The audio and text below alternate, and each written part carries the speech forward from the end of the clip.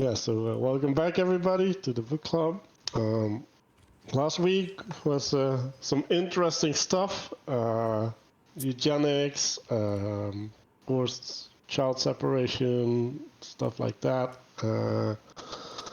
Also, we went into categories, how to form categories, what are valid categories and what are invalid categories, and in what context. Then he likes to identify with what's being talked about, and I think this part really didn't lend itself to implementing it in life too much, right? They're talking about how it's like, well, I don't even dare to suggest this, right? Like it's like so it's in some sense the part that's most removed from reality.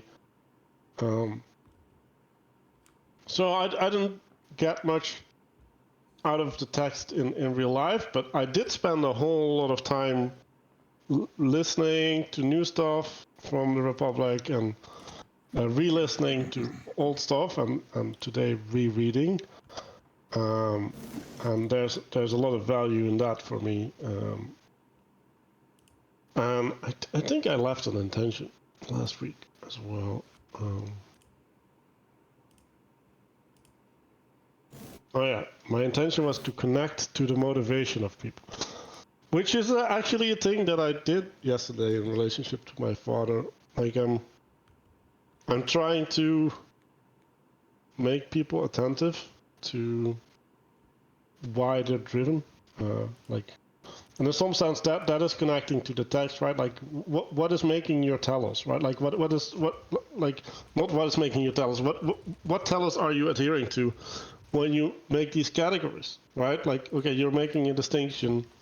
What is your justification for this distinction, and what is the thing that you're pursuing in the world when you're doing that? So yeah, and I think I kind of want to keep going on that train. So yeah, that's it for me. Ethan? I can't remember what my intention was. You have mine written down too? I can do that from now I on. remember what it was. Oh, really? Do you want to know what I think it was? I think it was just the same thing to how to be a just person. Yeah, that's what I remember. My relation, being attentive to my relationship with justice, I guess probably be something like that. I think. Which I mean is like how in the particular form of life that you have, how are you being just or unjust? Which in your day to day job, are you being a just person, or are you letting something else take over your life? Is there a means by which you practice that? I would probably just say reflecting on my telos. So, I would for me it's pretty simple. Just the head of a household. So like when I get upset with things at work and like upset with my boss, which is everybody gets upset with their boss. Let's take a step back and remember that the reason I'm here is not to do any of these things that are upsetting me. The reason I'm here is to be a good member of my family. And that actually really helps and puts things into perspective. Makes things that are a big deal in the moment seem actually trivial when considering that. So you're capable of manifesting that in the moment. I to a degree, I guess, yeah. Do you have a sense of what is the trigger that allows you to step back? Yeah, heightened emotion, probably particularly frustration and frustration as a result of a lack of control or something like that. So you build in like a loop, or like a procedural loop, where like if I feel like I lack control, I'm going to revisit my fundamental stance. Yeah, pretty much. I'm not sure how explicit the that is in my cognition. It kind of happens more naturally, I guess. That is probably what is happening. Looking at it, analyzing it now, that is probably what's happening. Well, cool. Have an intention that you want to set for this week? Or this reading? This reading, okay. I want to see through it. I want to see what Plato is trying to say with these absurd ideas. You know, the absurd, extreme things that he's molding. This polis that he's molding. You know, and they even say, he even says in here, this is completely absurd. But like, nonetheless, he's still saying it. So I'll try to see through the absurdity and to the point that he's trying to make, what we can learn from it. And yeah, I guess I would say that.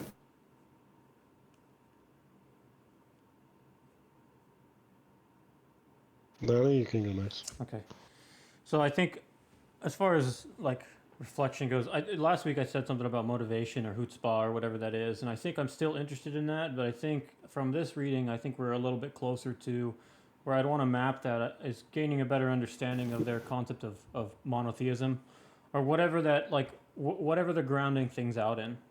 So like chiefly, I'm interested in, similar to you, like what is the vital force that wakes you up, gets you out of bed in the morning, and like you said, what drives people, what motivates people. I'm interested to understand their take more clearly. So you know, in chapter 5, they're going to talk about a lot about the natures of things. They start off with, I'm going to do a brief breadth first overview of, you know, the natures of men and women we talked about last week. They talked about the unifying principle. What's the thing that brings us together? What do we have in common? We destroy a bunch of categories. Talk about how you cannot actually judge things if you're stuck in a materialist frame and categorizing things in and of themselves. And then today they get into like ideals and things, but they can't do that without, I think, pointing towards what seems to be monotheism to me. So I'm interested in connecting the dots of opposites, contradictions. Last week we talked on contradictions, about the difference between like heuristic or dialectic. Like, is this an opinion or is this fact? Like, you know, so given that we're, you know, on a journey of exploring the nature of justice in an ideal sense, and we've built this ideal state, and then we're going to talk about reasons why it doesn't work. I really wonder what. Well, again, I guess so. I suppose I'm searching for their solution, which probably doesn't exist. Maybe they probably are not going to propose a solution. So anyway, that's kind of where I am. I'm looking for a solution to the problem that you can't judge. You know, yeah, I don't know. I'm looking for solutions now that they've destroyed lots of ways of thinking, and they've given us some tools for thinking and perceiving. I want to gain a better understanding of their mind. And you are in postmodernism, man. You got deconstructed now. Yeah, I got deconstructed. Yeah. Oh. Yeah. So I'm in chaos. It's really nice. I can't believe how relevant this stuff is. They're at the end of book 5. You know, they're saying, well, how do you get materialist people to look up and understand that the world is not primarily material? Not using that's our language, but that's essentially what they're saying. It's really fascinating how the turn the dialogue is taking and how relevant it is to us right now. You mentioned the monotheism, and it reminds me of that. It explicitly reminds me of that Barclay talk that you shared, Manuel. What Mark Barclay was doing, he's doing the exact same thing. He's trying to get people to look up, and it's like to get them to look up, not only look up, but also appreciate the I guess you could say the role or the purpose of God. And it sounds similar to where Danny is right now. It's like there has to be some sort of monotheism coming from here that qualifies everything. Where do these ideals meet? You know, in the non-material. Where do they come from, actually? Casey? What was my intention last week? I think it was to figure out what justice is. I can't remember exactly, but something like that. And why? Why do I want to know what justice is? To help maybe solve some ways of relating to other people that I've been having trouble with. To figure out if I know like what a just act or a just relation looks like, I can see in my relationships with other people and with the things around me how to have a real and right relationship that looks more like justice. And I think they sort of get into that in this book with like beauty and love at the end of this book. So I still say try to figure out what justice is and how it relates to me. So do you think that knowing what justice is will allow you to implement it?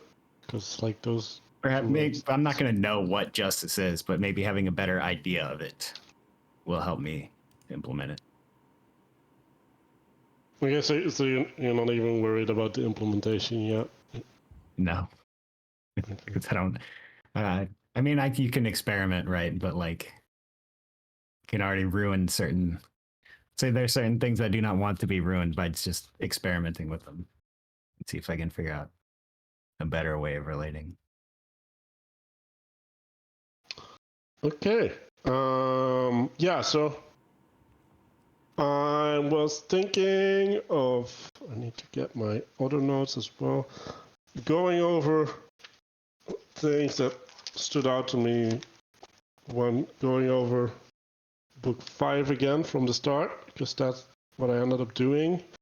And I'll give a summary of last week, hopefully, in the process. So they're talking about the right or wrong management of the city. That's their framing that they're starting from. And how does that influence the state for good or for evil?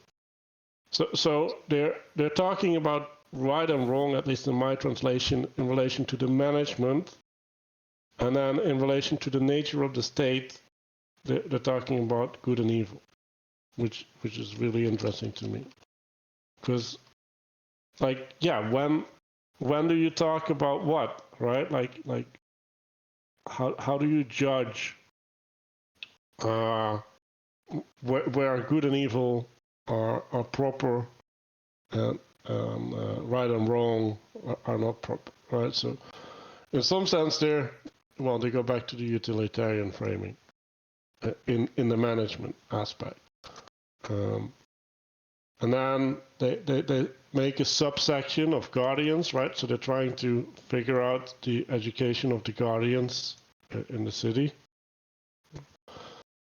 not the other class. So I was talking to Danny about this. They keep separating the classes more and more, right? And they effectively start their eugenics breeding program, but the eugenics breeding program is in relation to the guardians. It's not in relation to the other professions. So they're creating, like, well, you have in a bunch of sci-fis, right? Like this alternate human race, like this higher level technocrats. And then there's this scene where Socrates says, you need to frustrate me when I'm talking to you, like you need to contradict me, because I don't want to make a mistake among friends. It's better to make a mistake among enemies, and therefore you should be harsher on me as you are my friends, which is an important message. Then if women are to have the same duty as men, they must have the same nature and education, right? And to me, it stood out that the way that I think they define education here is by growing into a telos, right? Or fulfilling your nature. And then the question is, well, what is your nature, right? Like, how do you recognize your nature or someone else's nature, right? And like, how do you grow them into it? And so that's all kind of like shady stuff. But it's interesting because it's not the way that I'm thinking, right? I like the language grow into the telos. That itself implies education.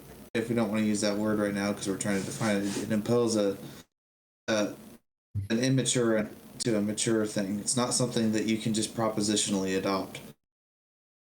Something that you have to grow into. You have to learn. You have to adopt it into your into your person and your being.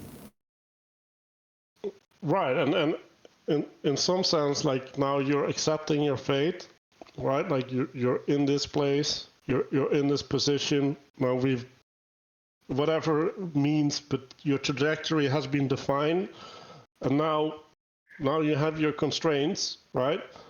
And now you can optimize within the constraints. But like the thing that we do, right? Like we don't have the constraint thing. We have it open ended, right? It's like, oh, you're constrained as a child. And then you can go to university, right? And then you can go all the ways, right? Or even if you don't go to university, you're gonna have to pick among all the professions, right? So instead of working towards something, you get this combinatorily explosive field that you have to deal with, and then like now you're responsible, right? Like you picked the one thing, and so you closed off all of these other potential futures, right? And now you're gonna have to deal with feelings of regret, like, oh, I picked wrong. That's something that I witnessed with family members and peers, is they would often go to the school and 2 years in change the thing they were studying, and I remember thinking how big of a waste of money that was. But it was something. They were suffering from this lack of telos, and they were trying to pick their constraints and their telos at the same time, and it's like you said, it's combinatorially explosive. People have no direction. They weren't really educated. They didn't have that telos that they were cultivated towards or educated on. I mean, even something as simple as, well, people don't even know anymore. It's just like, you need to make money. It's like, well, maybe you need to have a family. I mean, that's a little bit better, but yeah, it's frustrating. We've lost our education.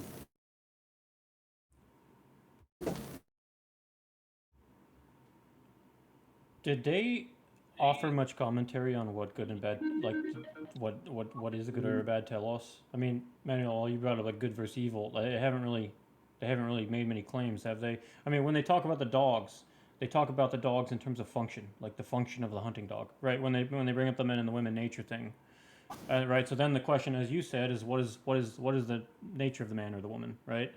They don't offer solutions to that question, do they? Not yet. Well, they have to be philosophers, right? They're gonna describe the philosopher in relation to the philosopher king later on, right? Because that's the ideal guardian, effectively, right? But yeah, like it's difficult to describe good and bad, right? Because then you need to point towards God, right? Like, cause you need the source, the author, the authority, right? That allows you to discern one from the other. And so all the tricks that you're using so far are utilitarian, right? We have the frame of the social, right, which is counted in money effectively, right? Because like money is a pretty good standard of your material success, right? Because you can exchange your matter into money.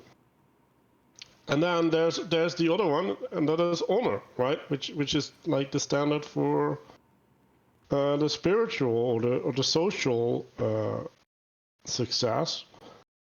But those two are both. Are they materialist? Well, they are individualist in a sense, like I'm trying to lift myself up, right? Like I'm trying to prove myself, and I'm trying to be better in comparison to the people around me. But they're not in relation to an abstract good, right? But I do think that they're necessary for manifesting an abstract good, right? Like you need those components to commune into the higher thing.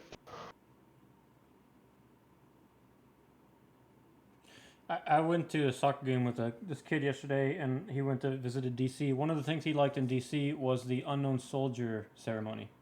So in the same way that when the guardian dies and he is bestowed honor, because that's their argument, is like, oh well, you live this life that kind of sucks, right? You're like, but like one of the like you mentioned, there's two, like at least two frames. One is the financial, and then the other would be like, oh, honor.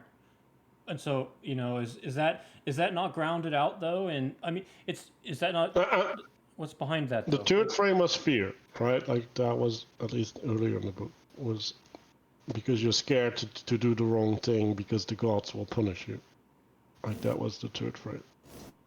Is there not an so I guess the question I have in terms of like telos and the monotheism thing I'd like to explore, because I don't know, like, is there not some inherent, is the societal frame or the social frame, where's the, I don't know, I don't even know what the question is, but there seems to me like there has to be a boundary between like social like when I participate in a group, there's an element of that is, like I said, for maybe my own honor. But then is there not like some other, is there not some other, I guess they would say unifying principle. And so if we're here unified in some sense, like we're not here unified explicitly for our own interests. That's a part of it, right? But there is inherent in the fact of like participating in a larger body. How would they establish whether that larger body is good or bad? Like it seems to me that they would have to reference to monotheism or the gods in some way, but I don't know that there was anything in chapter 5 that said like how do you see the body of it, the telos of a body? Because we're moving from the individual to the state here, as we have done before. Again, I'm getting way ahead now.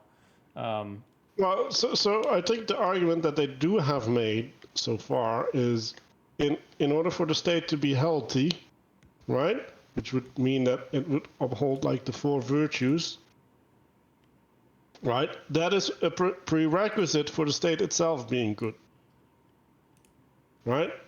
So that you can talk about the prerequisites for good and evil, right? Like, okay, you should not have a shadow, for example, or you should have a way to deal with your shadow, because if you don't, you cannot be a good person, right? Like then you're just like caught up into whatever spirit is manifesting from your shadow, and then you're its puppet, right? So you can make claims about what you need to do in order to be good. Now the question is, if you have means of dealing with your shadow, are you good? And my answer would be no. I don't know how to answer that question, right? Like now you have to have divine revelation effectively, right? Like, oh, like God revealed me that this is correct and this is not correct, and I'm just gonna accept that revelation as true because I have no means to judge. Like,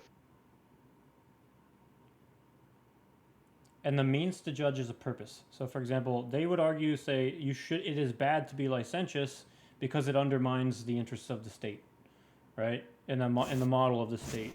But if you wanted to exact from that, it's like, okay, well, what would be their answer? I don't even know what the questions are. Is the question what is the unifying principle that unites two Homo sapiens? Like, I don't even, you know what I mean? Like, I don't even know how they break out of the utilitarian frame into some other frame.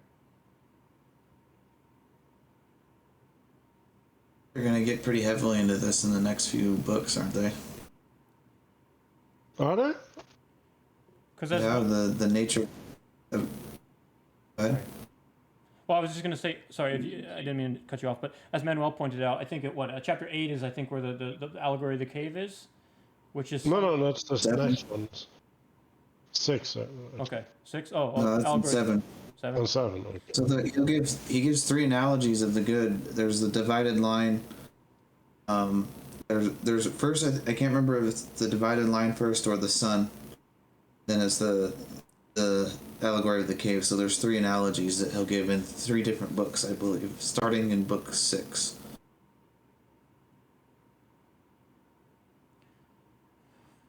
Right, but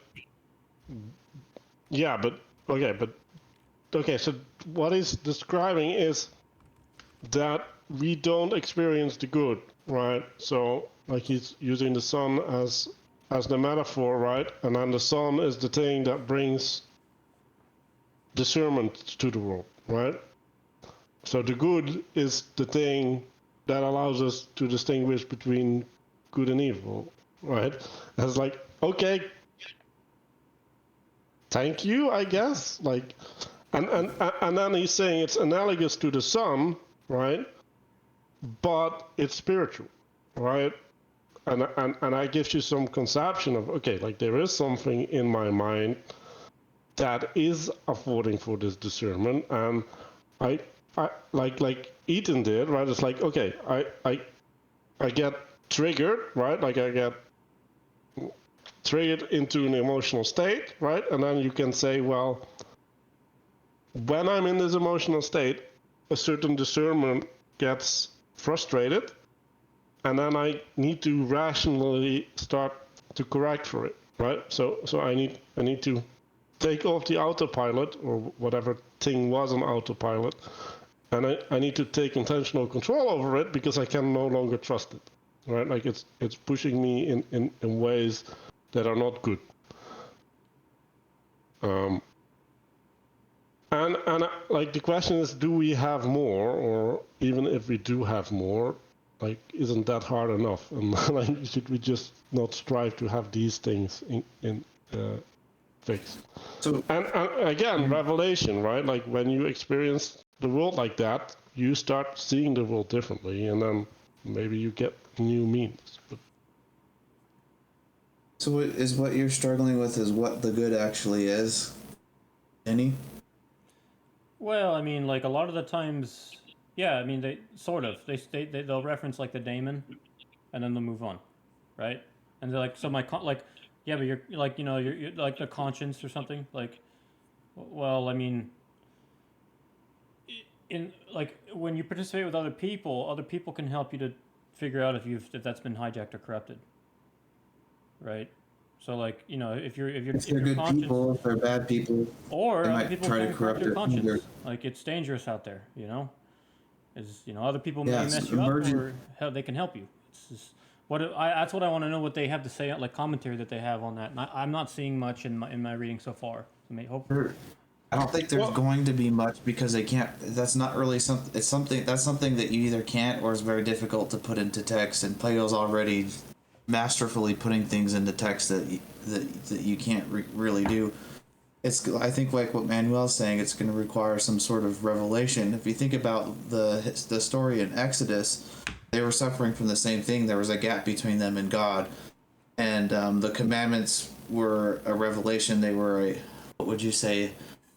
I don't know if I would say compromise, but it's some sort of intermediary thing that allows them to connect to something that they were so far separated from.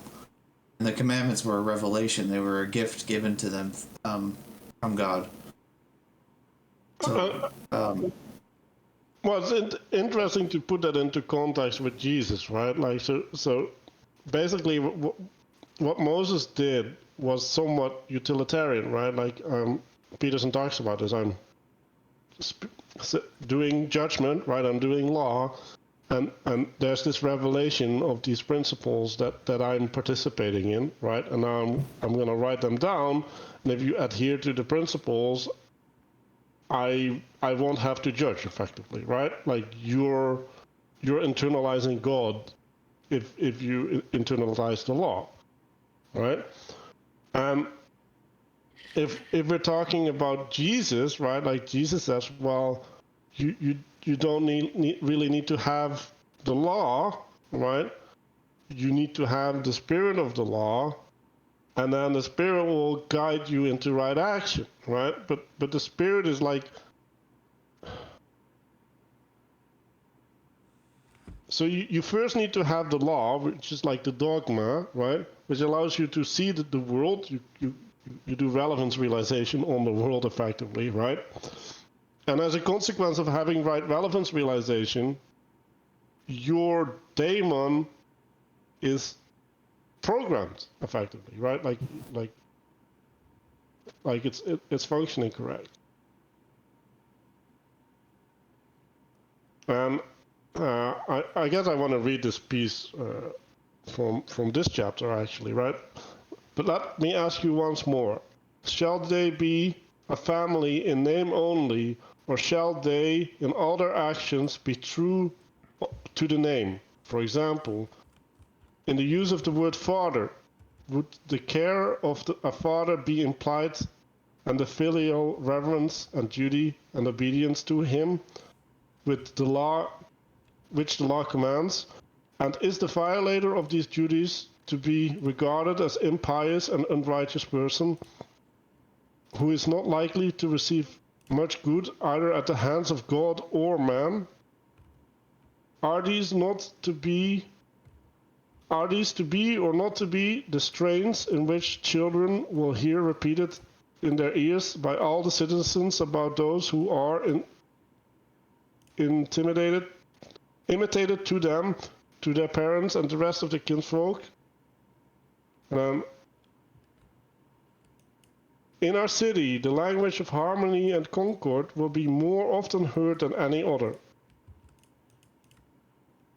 When any of one is well or ill, the universal word will be, with me it is well or it is ill, right? So what they're talking about is this concept of family is being expanded towards the level of the city, and in some sense they are part of the body of the city, right? And then so like their identity, but their well-being is bound by the faring of the city.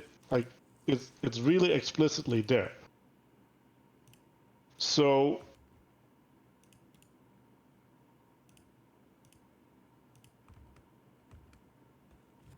I mean, like isn't that hard enough, right?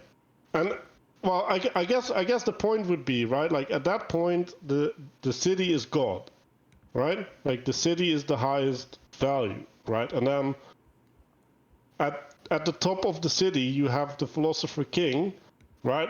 And the philosopher king is the one who has responsibility to relate to God effectively, right? To navigate the body towards goodness and away from evil, right? And in some sense, as a body part, like you can't go there because you're not the philosopher king, and you shouldn't be. And so, aren't they saying that philosopher kings can be made through education? So, like in the same way that if you have the spirit of Jesus or you have the spirit of Christianity, you have an overflow of grace. So you're told you've sinned, you've fallen short of the law, right, or the model. You missed the mark, and then you know, if like you mentioned, if you instill the spirit of something into people, then they can do proper relevance realization. Aren't they just saying that you do that with education? Or is there something else? Hey Adam, how's it going? Maybe it requires a nature, though, certain stock, I think they'll say, because if we could just do it with education, then we're back to equality and everybody's exactly the same.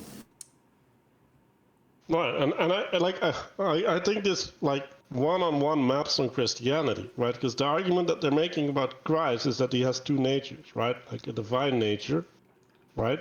Which is literally what Eden said. Like it depends on what nature the person has. Well, Christ has been defined as having a divine nature, and now he's the example, right? Like now he is the philosopher king, right? And he's not reigning on earth, right? Like he's reigning in heaven, which solves two problems, right? Because like it's the temporal nature, but it's also like his reign is perfect, like because like there's no way to judge the heavenly reign, right? Like it's all emanation. And you could argue, right? Like yes, the Christian story is that Christ will return, although I'm not really educated on that part of the story. And right, so his nature will be re-embodied by someone. So but yes, like that's gonna require education, and like Jesus got educated as well. So like Yeah. yeah. The thing is, his ministry doesn't start till like 20 to 30, 20 something to 30 years into his life, and you know he's quoting scripture and stuff like that. So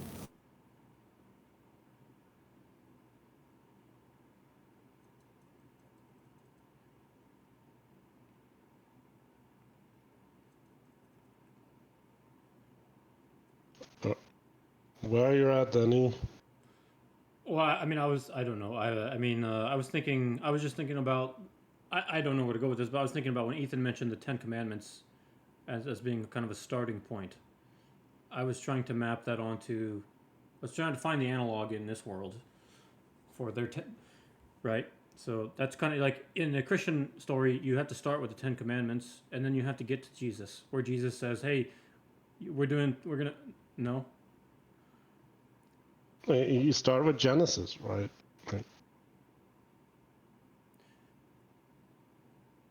So You start with you start with that there is, and what is good, and then we get the problem formulation in Adam and Eve, right? Oh, we have original sin.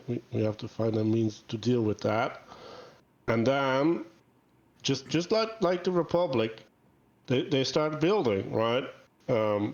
Like I don't know how to parse Genesis in the building, but well, they're still doing problem formulation in some sense, right? If you read Mathieu's Peugeot language of creation, right, like he's basically saying, well, the flaw is this, right, and that's just a problem with intelligibility, right? You make a category, and then at a certain point, that category doesn't function, right? Like it doesn't hold, so then you get a flaw, and then the things that were defined by the category, they become back into chaos, and you need to redefine them in order to have correct sense making again, right? And you have Jacob's ladder, right, which is, well, you're up this path, but like you keep slipping down, like you can't get to heaven, like you it's not a linear progression. So all of these things are problem formulations, right? And then in Exodus, it's doing the upgrade, right? It's in some sense doing the same as the Republic. It's like, oh yeah, we're gonna make the city, but instead of making the city, they're gonna make the people. It's like, okay, like what do the people need to do? Well, first the people are subject to a pharaoh, right? So they don't have to do anything; they just have to listen to the pharaoh. And then they get out, right? And then they have this promise, right? So there's like, okay, like we have certainty, and then we have this optionality, but then we have to suffer in between, and then we get doubt, and we get rebellion, and we get different levels of rebellion, and all that stuff.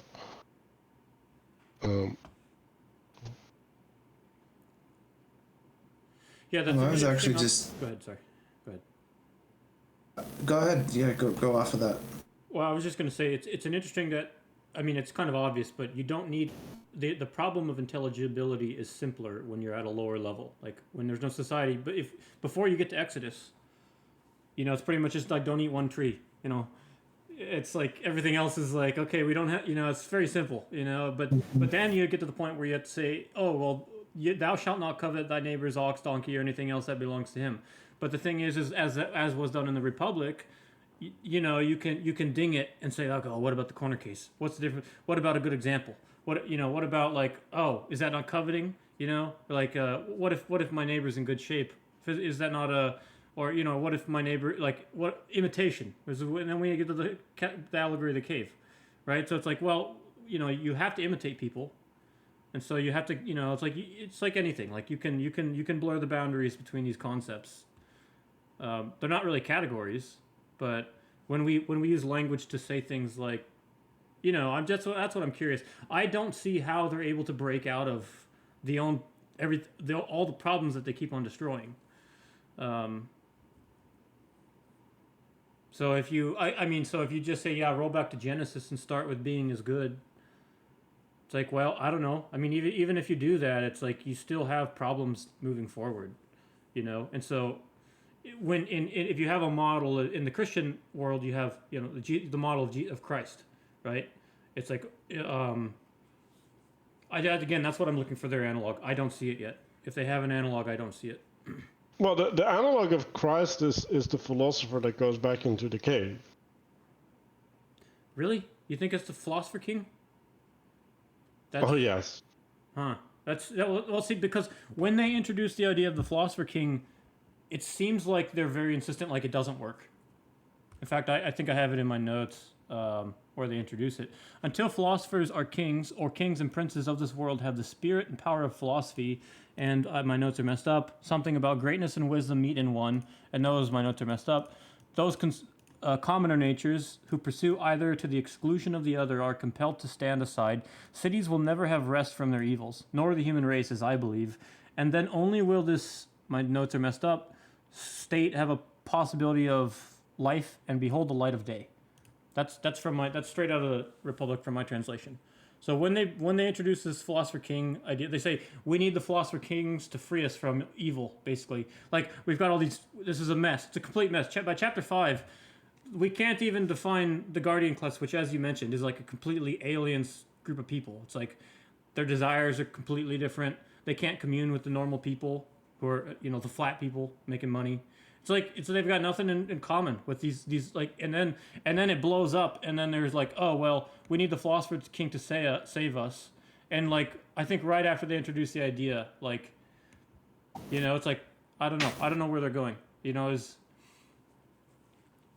Well, you could frame it this way, right? Like I think the first 6 chapters are emergence, right? Like they're making an emergence argument, and I think they're gonna make emanation argument from chapter 6 onward.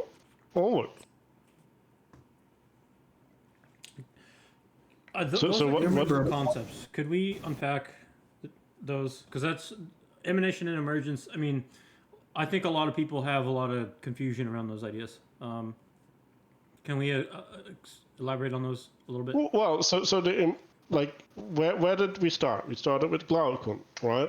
Glaucon was like, oh, I want to have the things that I want, and I want them now, right? Which is like the first state of nature, right? Or that is the state of nature, right? And then from there, right, like society emerges, and it's like, well, we have rational people, right? And using our rationality, like maybe we should cooperate and not do might makes right, right? And so that's where you get the honor over money from, right? And the honor over money is like not so much an emanation, but it's like an adaptation to something that obviously doesn't work, right? But you can't argue it, right? Like it's in a different frame, right? Like you can't convince someone in the one frame rationally that they should be in the other frame because, like, it's not a rational problem. And so that's the way that they build things up, right? And then they end with fear of the gods. That's the 3 frames. And at the other part, like the other side, that's emergence, right? Like so you're coming from nothing and you're trying to build something from nothing. On the other side, it's like, okay, there's this good, right? And this good has this nature, right? And then we have this philosopher king, and he can walk out the cave, and when he's outside of the cave, he can learn to, and well, they go into it, like how he does that, but he can learn about what it's like to be outside of the cave. And Ethan, you're echoing. So then he has learned what is outside, and then he goes back inside, and he has to relearn, right? So he has to learn to speak two languages, like a language of the ideals and a language of materiality, right? So the spiritual language and the material language. Yeah, they just start that here at the very end. They talk about the lover of sights versus the lover of, I can't remember what they call it. Those two things. There's the nature or the spiritual aspect, and then there's the appearance or the sights, the sensory things of those immaterial ideals. There's two of them. Yeah, that's the going back and forth of the cave. It's the realm of appearance and the realm of ideals, I guess. But the realm of ideals is primary and it's the uncreated, right? And if you look back to Genesis, that's actually it's so funny how well this tracks over. If you think like with Genesis, man is literally tasked as being a gardener and taking the created. I can't remember the specific language, but the way that it's worded is you're taking uncreated potential and planting it in the ground and cultivating it. So like you have the stuff outside of the cave, and then you take it into the cave, and there's these two things. You're expressing the potential or the uncreated into the world and manifesting it. I guess you could say this the same thing with telos. So for me, my telos, I give my attention to the telos, and then I bring that into the world through my actions and stuff like that. But that's that ascension and condescension, back and forth. You want to look at it that way. I think that's what he's doing with this ascension and descension into the cave. But we're jumping ahead a little bit. So what? Okay, in emergence. Where Ethan here? You're leaking a little bit, Ethan. So in emergence in my mind is it's simple to understand. Like everyone should be able to understand emergence because it's how we're trained to think at a young age. Like if you That's evolution.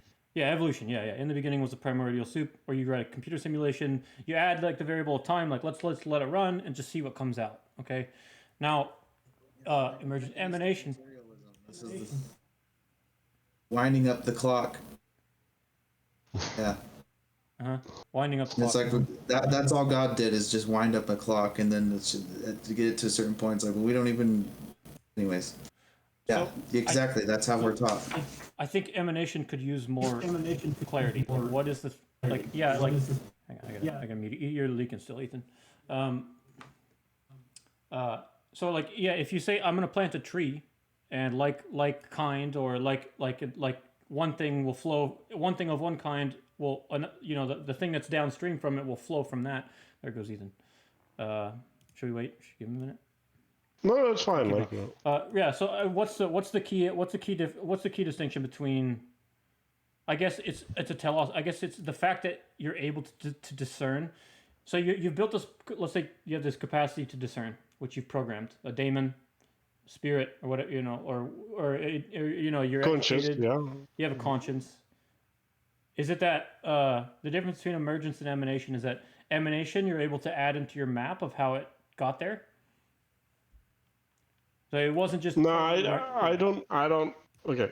Like you're able to attach it to the telos that pre-existed. So in the same way that like if you're talking about like Christocentrism as a thread in the Bible, that people say like, okay, well, why do you believe this book and the stuff that it says? They'd say like, well, is it just because there was a council of people that voted? And then they, like, oh, well, they would say like, well, there has to be like a set of evidence, prophecy. And then they would say, as you read the book, there's a thread of Christocentrism that you can trace. Is that is not emergent. That's not like the capacity to see like a thread of Christocentrism, for example, is not the product of emergence. It can't be. That doesn't make any sense. So, what is this emanation thing? What is? So we have Is on the hook there. They haven't quite got into it yet. That's how they end. well, if we go So- into the four causes, right? Like there's a material cause, and that is all the prerequisites, right? So if I want to build a boat, right, like Noah's Ark, I need to have the wood. I need to have the animals, right? Like I need, and then there's the efficient cause, which they describe as the source of the object's principle of change or stability, right? So I need to know the blueprint of the ark, right, or whatever, like the idea of an ark, and only if I have that I can build an ark, right? So in some sense, that's two things going together, right? Like it's the earthly, the materials, and the idea of the ark, right? So you have the emergence and the emanation, and they combine to manifest the ark. And without the material, it wouldn't happen, but without the idea of the ark, it also wouldn't happen, So right? an emanation is an embodiment of an abstraction. Is that a fair definition, or is that? Abstraction comes Well- from below. Depends on how you use the word. If you're just taking if you're taking the sum of a bunch of things a bunch of appearances, we'll say, this is actually what they're talking about right here at the end. The lovers of sights and crafts, as opposed someone that loves beautiful things but cannot see beauty itself. Now, if you're deriving beauty from just a sum of beautiful things, you're doing it the wrong way. You're building it from the ground up. Beauty is something that comes from the top down and condescends. They're actually saying it's very difficult here to see this, because you don't see beauty itself with the same way that you see beautiful things. What if the person who has opinion but knowledge is angry with us and disputes the truth of what we are saying? There's some way we can console him and persuade him gently while hiding from him that he isn't in the right mind. There must be. Consider then what we will say to him. Won't we question him like this? First, we'll tell him. Nobody begrudges him. That's a little bit far ahead. They're talking about if very very few people would be able to reach the beautiful itself and see it by itself. Is that so? Certainly. What about someone who believes in beautiful things but doesn't believe in the beautiful itself, and isn't able to follow anyone who could lead him to the knowledge of it? Don't you think he's living in a dream rather than awakened state? Isn't this dreaming, whether asleep or awake? You think that a likeness is not a likeness, but rather a thing itself that it is like. Anyway, so yeah, this is the thing that they just barely start wrestling with at the end of this book. They actually don't. They it seems like they kind of just keep going on. They say they go into the distinction when they make the distinction between knowing the truth and having an idea or a fantasy. I don't know what the word is that they're using. that's a little bit before here. Yeah. Opinion. But I wanted to get into that too, which I thought was very interesting. I'll finish. you I'll guys finish the four causes because I think it's important, right? So you have the two things that combine that allow the object to exist, right? The ark, and then you have the essence of the ark, right? So the ark is that which can preserve what is on the ark from the flood, right? And so in order for the blueprint of the ark to make any sense, right, it has to have the essence, right? Like it has to have the capacity to fulfill a job, right? So that's another cause, right? Like the fact that it can hold that which needs to be protected is necessary, right? Like, and that's the form of the object or that which is manifest. And then you have the final cause, right? Which is in me, right? So what do I want to use the essence for, right? Like, because that the ark can protect something is useless if I don't want to protect something, right? So in order for something to manifest, like it needs me to say, okay, I want to protect the animals because God is going to be really upset, right? And I'm going to have the ark, right? So all of these four things, they need to combine, right? And then the formal cause. Oh, sorry, no camera issues. Carry on. Well, so the final cause is an emanation from me, right? Like I'm saying that this is good, that this is important, right? So I'm reaching to heavens effectively and saying, okay, this is what needs to happen, right? Like this is good, and in order to do the good thing, I need an ark, and then in order for the ark to exist, all of these other things need to be met. Would you say the formal cause would be the ark itself? Formal causes would be the plan of the ark.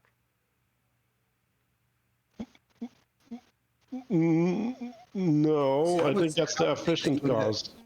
No, the efficient cause Yeah, I is with a sculptor. So the efficient cause is the tools and the man actually who's building the ark. So the equivalent would be for a sculpture, for instance, would be the same. Would be the efficient cause is the artisan who's making it, and bringing the materials together and all of that. And then the formal cause is the Yeah. design to which the statue is being sculpted or the ark is being built. Right. Well, Yeah, I would say that I think it's both. It's the formal is the plans and the arc itself. So you have your final. This is the way that I'm looking at it. You have your final cause, which would be whatever to commune with God or to save your seed or whatever. And then you have the environment that you're in. You know, you live in a forest, right? That's going to be your material cause. And the formal cause, it seems like the way that I've been looking at it is it's some kind of like it's some intermediary thing between your final and your material cause. Yeah. And that is the form of that is the arc. So granted your constraints, which is going to be wood, right? A forest, and you're wanting to preserve the seed for the good, ends up being an arc in the middle of a giant boat. That's the way that I've been looking at it. And of course, the efficient cause is the agent, Noah, doing all of these things. Mm, What? well, I'm I would say that the efficient cause is the transformation. Like, so, and then, well, yeah, like, the reason that I read it differently is because I think that which transforms is also the blueprint. Okay. Right? Like, that sounds like you're collapsing causes, which fair enough. no, it's not. It's Oh, not collapsing don't wanna do causes that. because the carpenter is using a blueprint, right? So, Like, but yeah. so It could be a blueprint in his head. right, and so if the form is informed into the blueprint, right, and it has to have the qualities of the blueprint to connect the matter into the expression into the final cause, right? But yeah, like I've always struggled with these four causes. the formal cause. If you can look at it two ways. It exists partially in the ethereal realm and partially in the material realm. So the plan exists in the ethereal realm, and the actual incarnation of it exists in the material realm. So the form is both of those things acting together. That's why I kind of look at it as telos is purely uncreated in the ethereal. Ethereal, material is purely in the material, obviously. And the formal is kind of somewhere there in the middle. That's actually what we're wrestling with right here. We're very beginning to start to get into this form, this form here, Plato's forms, with with the beautiful and beautiful things, and the difference between those two is barely here at the end of the book. But I think the formal is ethereal. Like it's completely both. ethereal, and the emanation from the formal is in the efficient. Right. So the carpenter is bringing. Well, if you want to use the blueprints, but like the blueprints is a materialistic thing. Yeah, right? no, the plan in his head, what he's actually Right. Right, the sculpture, because there's no sculptures, if you want to put it that way, don't have a plan. The sculptor just sculpts and then brings the image out of it, or the form out of it.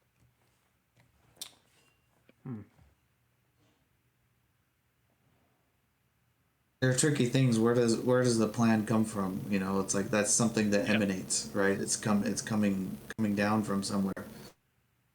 Well, that's why there's two spiritual things, right? Like one is the leading thing, and then one is the affording thing, right? So there's an affordance that needs to be connected to the leading in order to have a vision. I think I like that, right? And then there's the things that you can build with, right? Like the resources in relation to the industry, right? If we scale it up, right? Okay, so we have a country and we want to make an army, right? So we're going to have metal, aluminium, all these things. And then we have people who can make jet fighters, we have people who can make tanks, we can have people who can make battleships. Well, how do we put these things together in order to manifest the final cause, right? And because it's not one answer, right? Like it's not one statue that's in the stone. Material, the material definitely informs the plan, the blueprint. Absolutely. There's an interaction there. There's definitely some sort of well, I think that Plato would call it love. Anyways, we're getting really deep into this. This is where my thoughts start to break down. Yeah, but the point being, because we were trying to exemplify emergence and emanation, right? So there's these things that come from above that impose themselves and direct the way that matter needs to be organized and the way that people gather to organize the matter, right? That's the emanation part. And that can be embodied by a king, for example, right? Like the king says we need to have a fleet. Can I ask? Okay, so I think an embodiment of an abstraction I think is wrong because there needs to be a telos present. So for emanation to happen, right? So is an emanation just an embodiment of a telos, or an implementation of a telos? So like emergence is very. We're trained to think this way. No. You're confusing. Directional. It's very simple. I think that the eminence means that it's a directional thing. It's coming from up to down, and that's emanation. Emergence is coming from bottom up, and as I think is what we're talking about is we're doing both of these things. Yeah, like when you say love accumulation being the thing like that to me like makes way more sense because like Vervaeke would say like structural. A thing is the thing because of its structural functional. A computer programmer will have no problem understanding that. Computer code is data structure and algorithms, but all of that sits on computational theory. So you start with sequence selection repetition, and you can roll this back all the way and understand why there's problems with it. And the same thing with math. There's simulation is limited. You can only it's the same thing like if we're going to say that this is an emanation, if I understand that that's just that's just an implementation of a purpose. If I need a simpler way to think about it. Like, so we're not even talking about good and bad. We're just, emergence I think is very, go ahead. Well, okay, so bad can emanate too, right? Like demons are above you.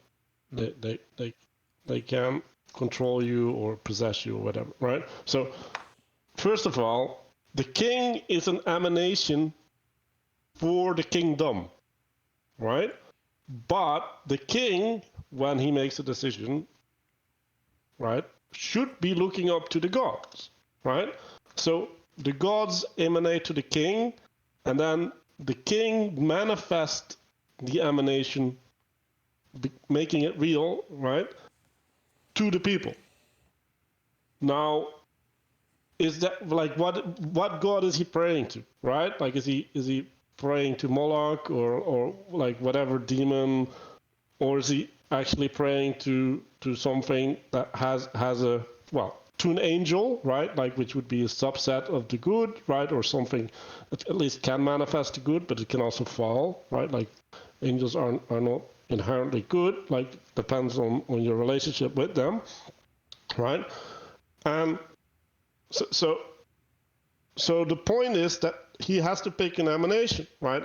And that means that he has to have a certain discernment towards the emanation, and that's a cultivation of a relationship, right? Like that isn't a thing that you can justify, right? That just is because it's above you. Like that's the whole point of an emanation. Like you're below it.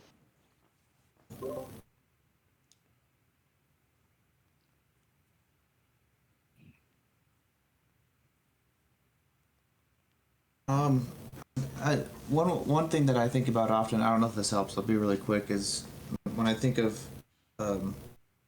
the act of a piece of music coming into being. Like if Beethoven's going to write a cello sonata or if he's going to write a violin sonata, there's different constraints because a violin is a different instrument than a cello. So the constraints will emanate up to this spirit that he is imposing as the composer. He's there's a communion between the material and the spirit, the idea that he has in his head. He wants to get into music, and they kind of have a rational. We could either call it a rational not a rational dialogue, but it's some sort of dialogue between the two, or love, interaction, and the result is, they're both doing this according to a telos, right?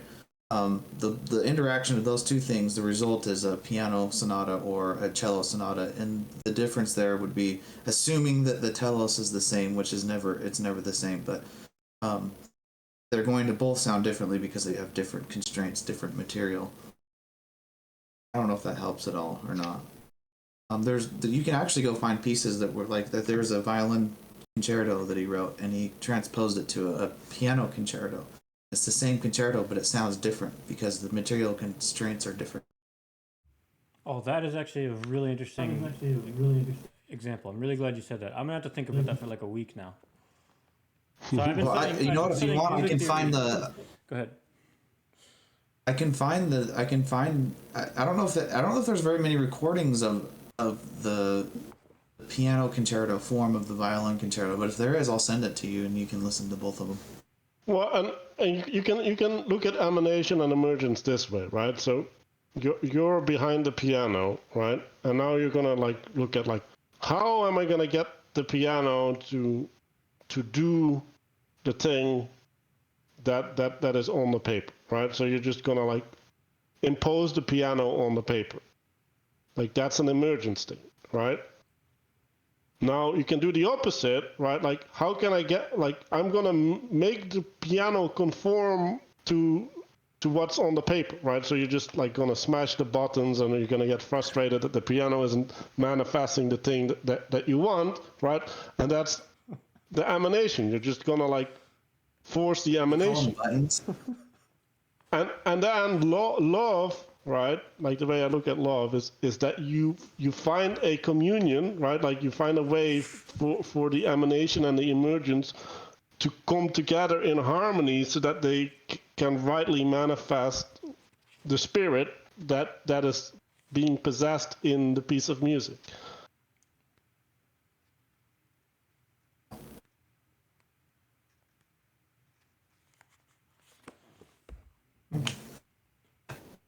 I've got a ton of. But again, right? Like, go ahead. Sorry.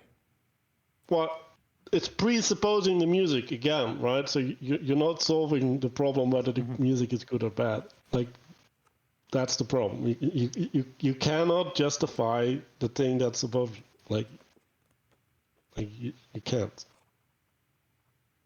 Yeah.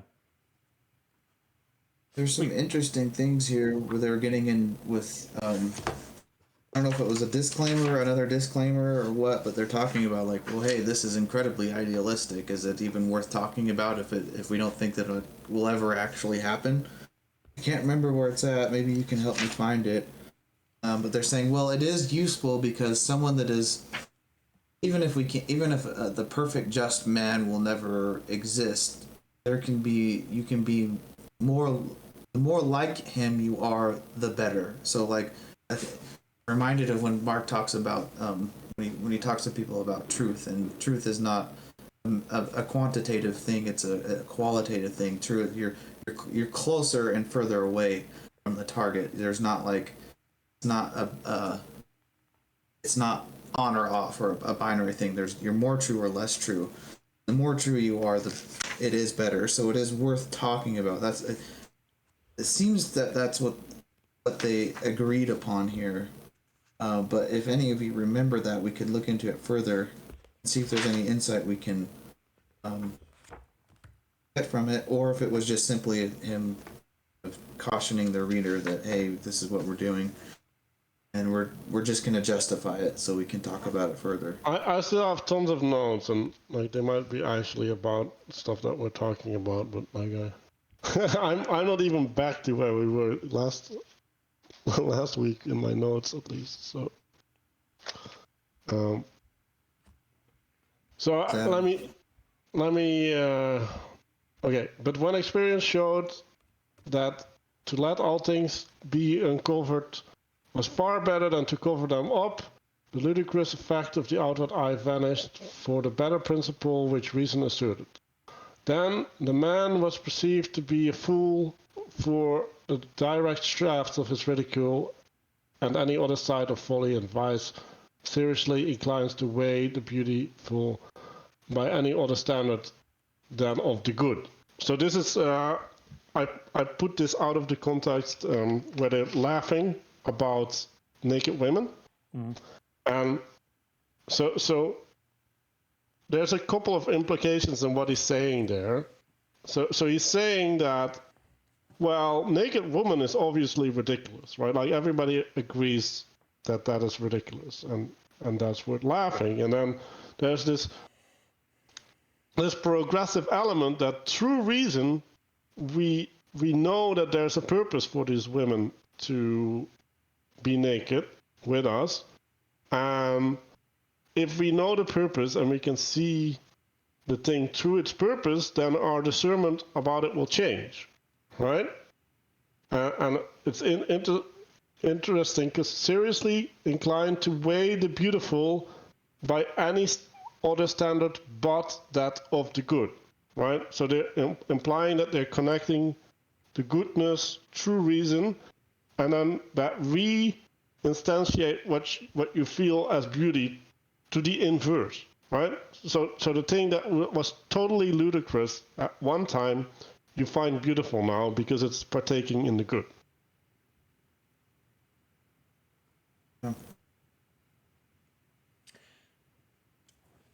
Everything you say makes sense. I just don't really understand how they formulate it or derive it. So,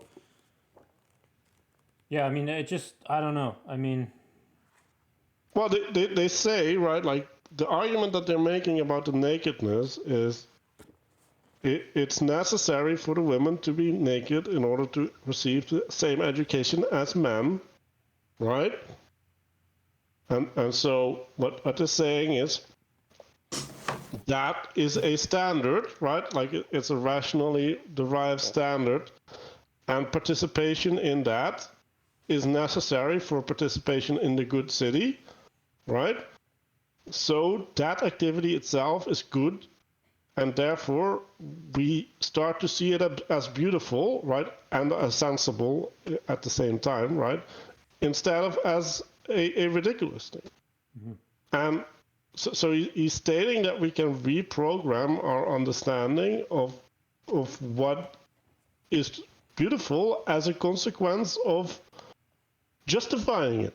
Like it's just because I don't think it has to point towards the good. You just have to think that it's pointing towards the good, right? Which is yeah. And this is a very maybe I would say for us moderns, probably for them back then that were reading this too, it's a very slippery slope once you get to this point to a place where you can very easily slip into postmodernism. It's like, oh, well, we can just change whatever the ethic is to whatever we want, and then just create the world in our own image, and sneak whatever we want in there. But I think the point that they're making here, it doesn't matter what the absurd thing is. It could be anything. But when seen through the actual, so they were talking about beauty, once you actually have the capacity to see beauty, it'll change the realm of appearance to you. So something that seemed something that seemed unsightly, that's probably not the right word regarding naked, whatever, but something that seemed uncomfortable or whatever, not good, will seem good because you can see the emanation of where it is coming from.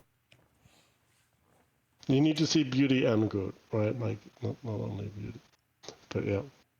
And after this, right? Like not much after, they start into what is reason, and then they're gonna start talking about the problem of discernment, right? Like to reason, you have to define and divide.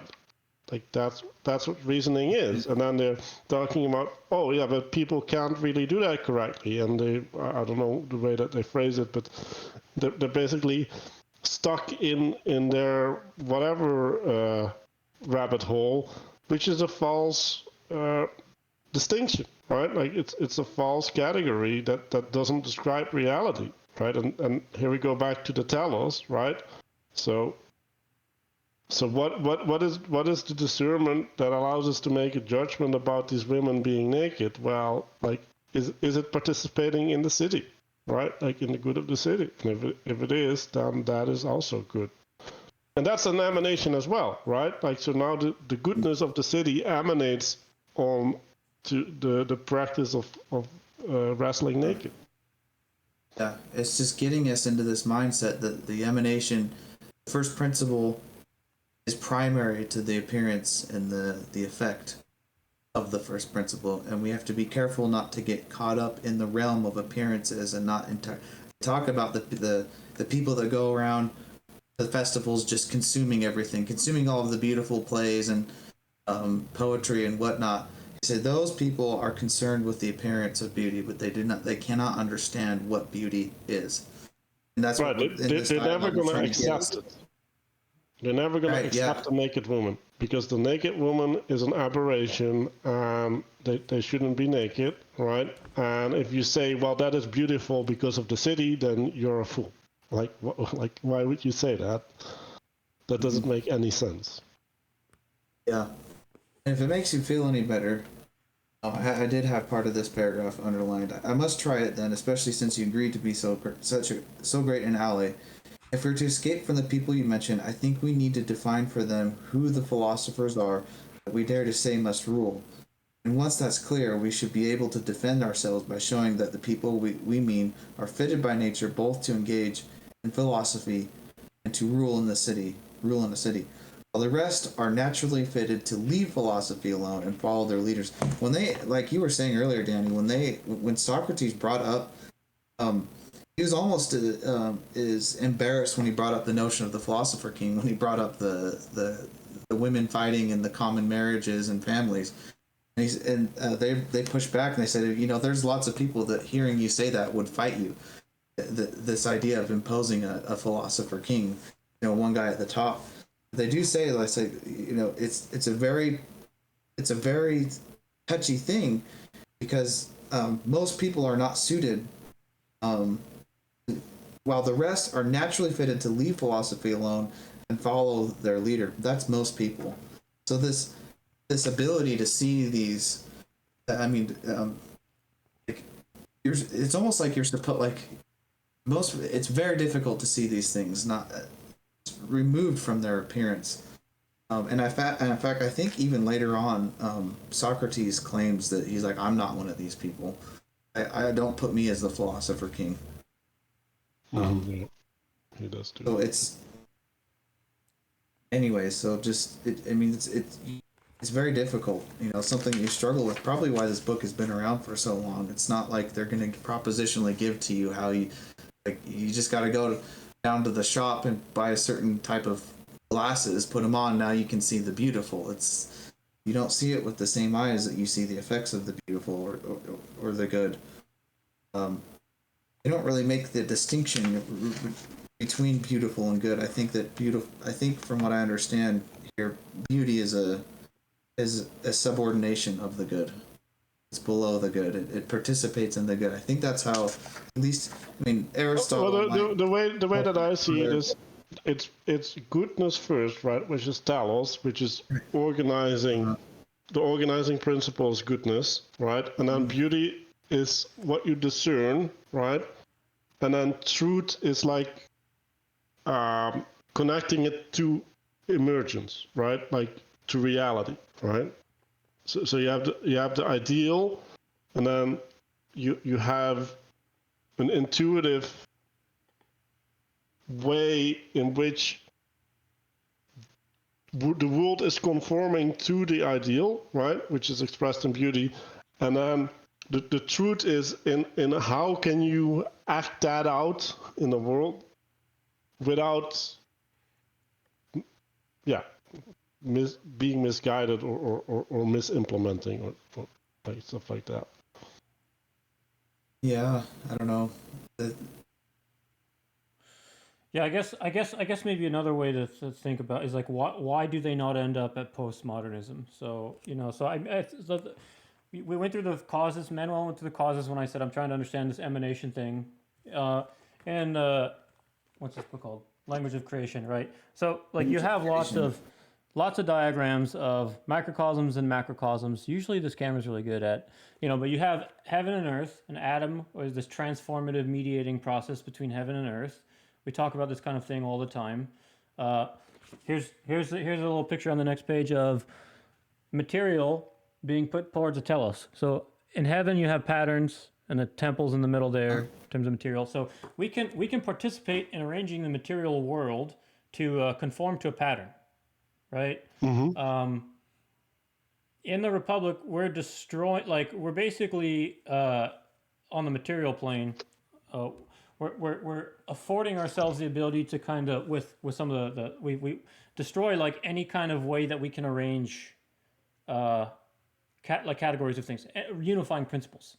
So we're talking about, okay, well, you have to start with, when you start with the unifying principles, you can go places, right? But what's interesting is I just don't understand, like, they take for granted some things, like when they make sex jokes, for example, they say like men and women on the natures of them, they must be attracted to one another because they have something in common, but it's not like they have the same necessity. They said they have a necessity in common, but it's not a geometric necessity. It's not. Yeah, right? it's an imperative. Yeah, it's an imperative. Yeah, so they reference these imperatives in the book, right? And then they, and they just think, I don't know. I'm so confused. I think a hint. Well, there's a hint there. What Manuel said earlier is you have to start with Genesis. They didn't have Genesis, but well, they had book 2. Like, to be fair, what they talked about it in book 2. Like they were talking about the gods and what the gods needed to be, all that stuff. Like they kind of went into that. It seemed to me like they were kind of rebelling against the gods a bit. Like no, against the Greek conception of the god, right? So they deconstructed, to use this crappy word, the Greek gods, right? Because they weren't doing what they ought to be doing, right? And what did they do now? They deconstructed the category of sex, right? Which is a natural category, right? Like if I look around, like the distinction that I make between people is gonna be based upon sex first. Like that's gonna be my first discernment. And so saying that the way that your senses inform you, the primary way that your senses inform you, whether it's through the gods, right? Like the gods is in some sense your culture informing you, right? The way that you're being informed is incorrect. There is this other way of being informed, which involves this cave thing and goodness, right? And he's basically saying, well, in order for all of these things to function, we need an emanation.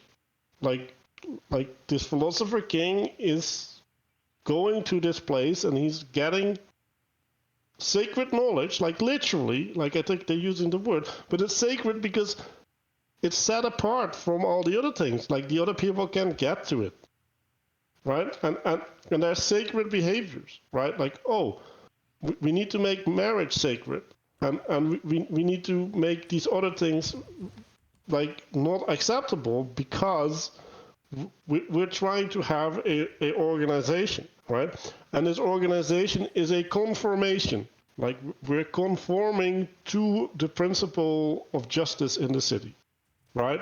Or to the just ideal city.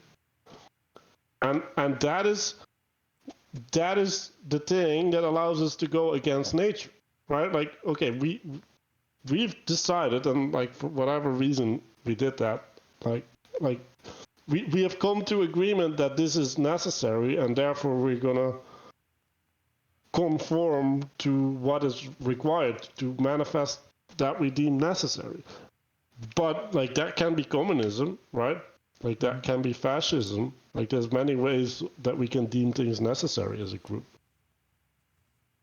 Because when they talked about the necessity for the guardian, like to start with white when you dye something purple, like you can make any color you want. If we want to make communism, we can make communism. But again, they just the starting of whiteness is one of the things that we've learned is that, well, you can't, as you've already pointed out, is that the problem with categories, which is ironic, the reason why we can't pursue evaluating absolute justice is because we cannot actually, you cannot actually judge. That's not what, you cannot actually judge, which is ironic, it's not ironic, but like, they're saying that all these problems are like inherently coupled to the concepts that we're trying to explore. Like with justice, it's like, yeah, I see the component of which word you said, conformity or submission. Like there has to be in our picture here, there has to be submission for there to be, because they talk about like the philosopher king is also submitted to the people. So who's really in charge? Is it the people or is it the king? Right? It's like, oh yeah, that's a problem. It's a modal problem. It's not just a technical problem. It's a problem with the mode by which we define those concepts or things. Well, and they say the king is going to have the worst life of the whole city. Yeah, so there goes the utilitarian telos right there, for that guy at least. Or no, Yeah. I'm sorry, no, it still works. Never mind. Go ahead, Ethan.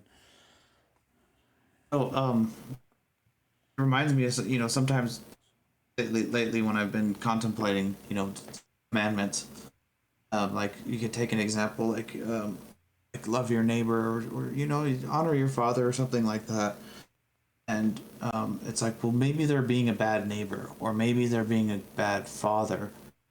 And like what you said is it's actually impossible for you to determine if they are actually being a good or bad neighbor or father or not.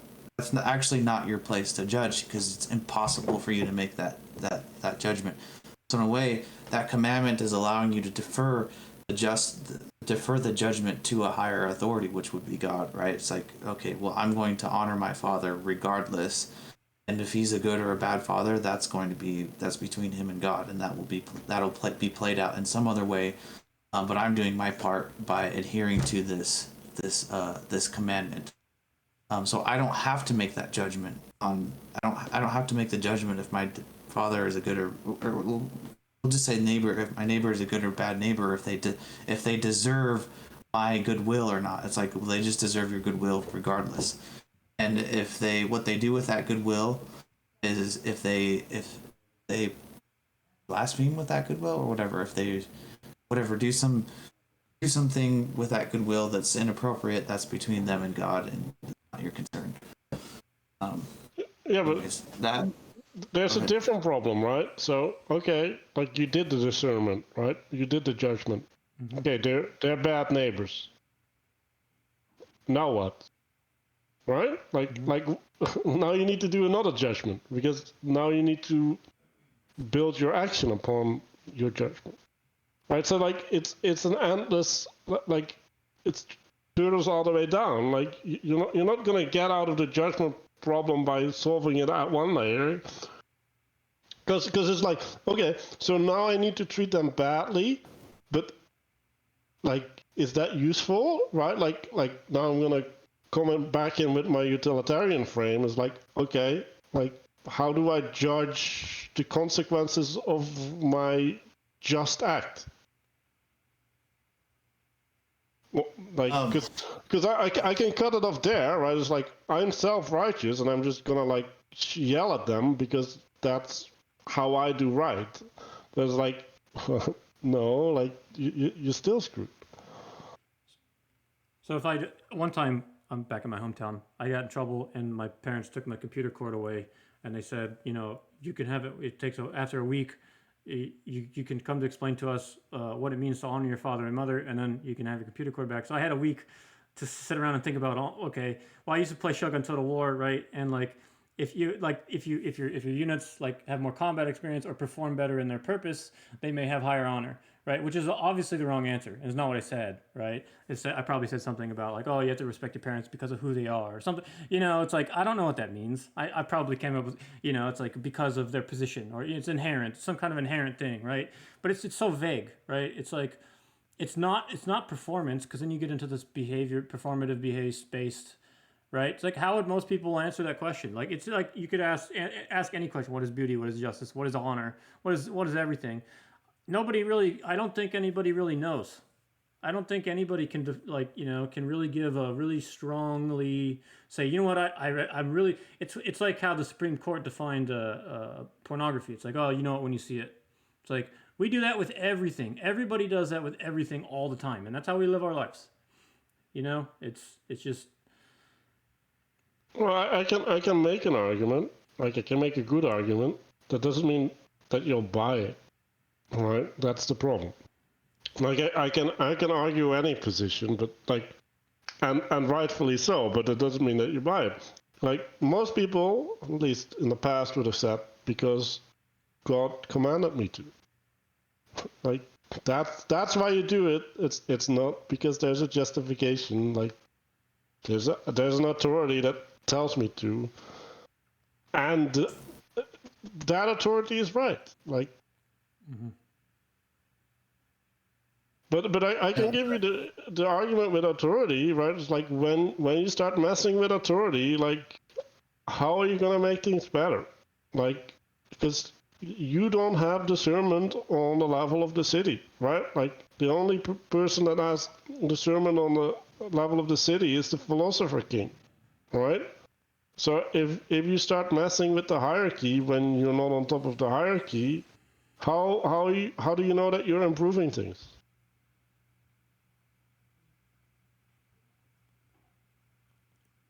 Yeah. That's what I say. While the rest are naturally fitted to leave philosophy alone and follow their leader.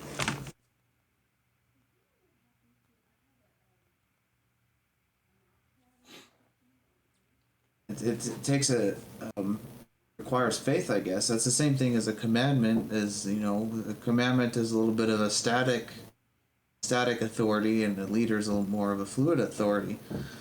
But you have faith in submitting to them, knowing that it's going to be for the good. Yeah, but hold on, but a country or a company is not only the leader, right? Like that's just a misframing. Like the leader has a certain function, and he can malfunction in the expression of the function.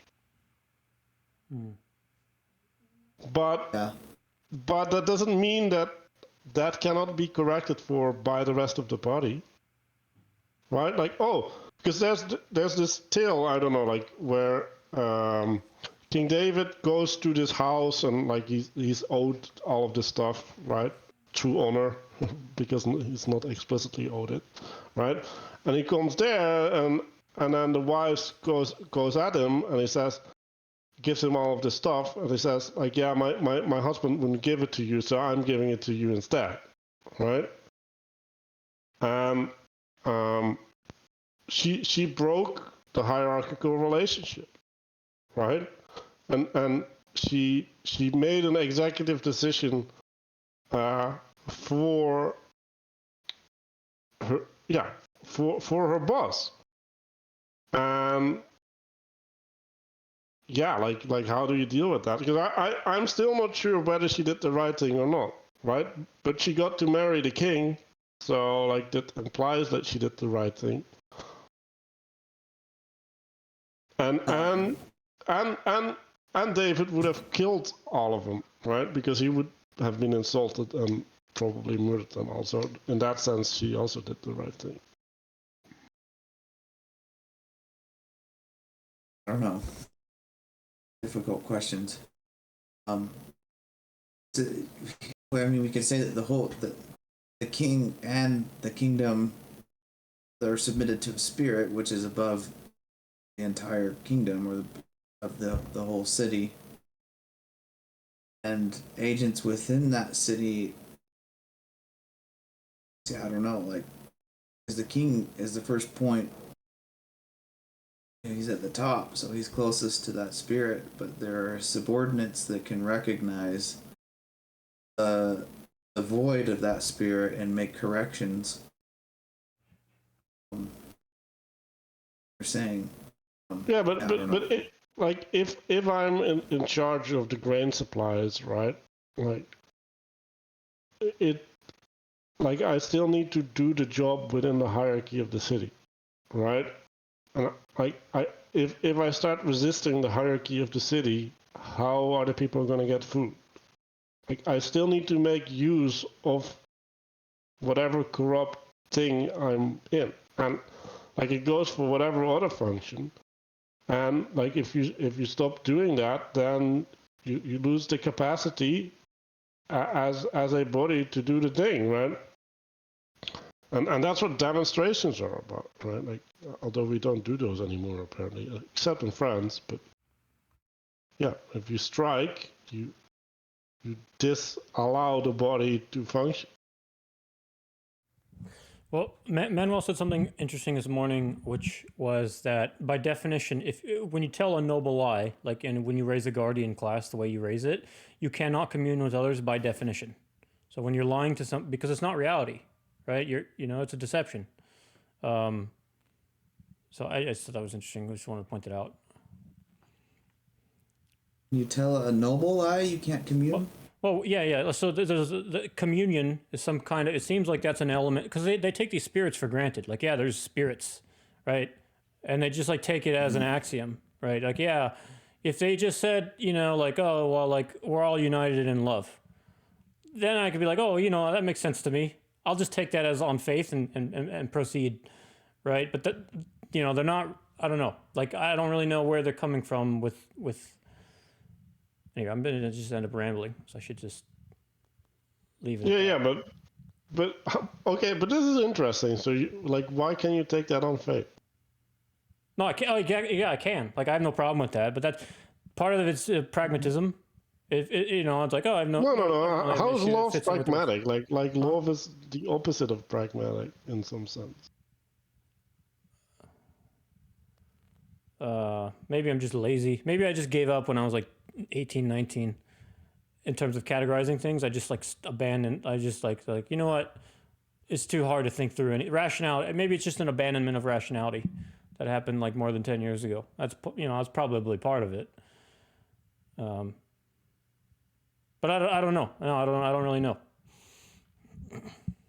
Because like for me, love has been one of the most like love your neighbors. Like, okay, like what the heck does that mean? Like I literally have no clue, right? Because like it says something about your fundamental attitude towards the other person, like wishing the good for them, right? But that doesn't tell me how to do that, right? And even Jesus, right? Like Jesus didn't help everybody, right? So he was leaving people behind him in the dust, right? Like, yeah, like you can't give up. Like, I'm sorry, like you don't have ears to hear and eyes to see. You don't. I can't fix that, right? What was the place that he couldn't perform miracles? In his hometown. Like he couldn't save the people who were closest to him.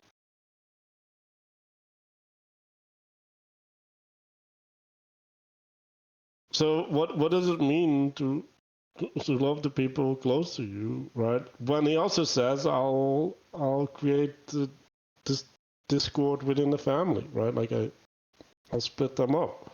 Like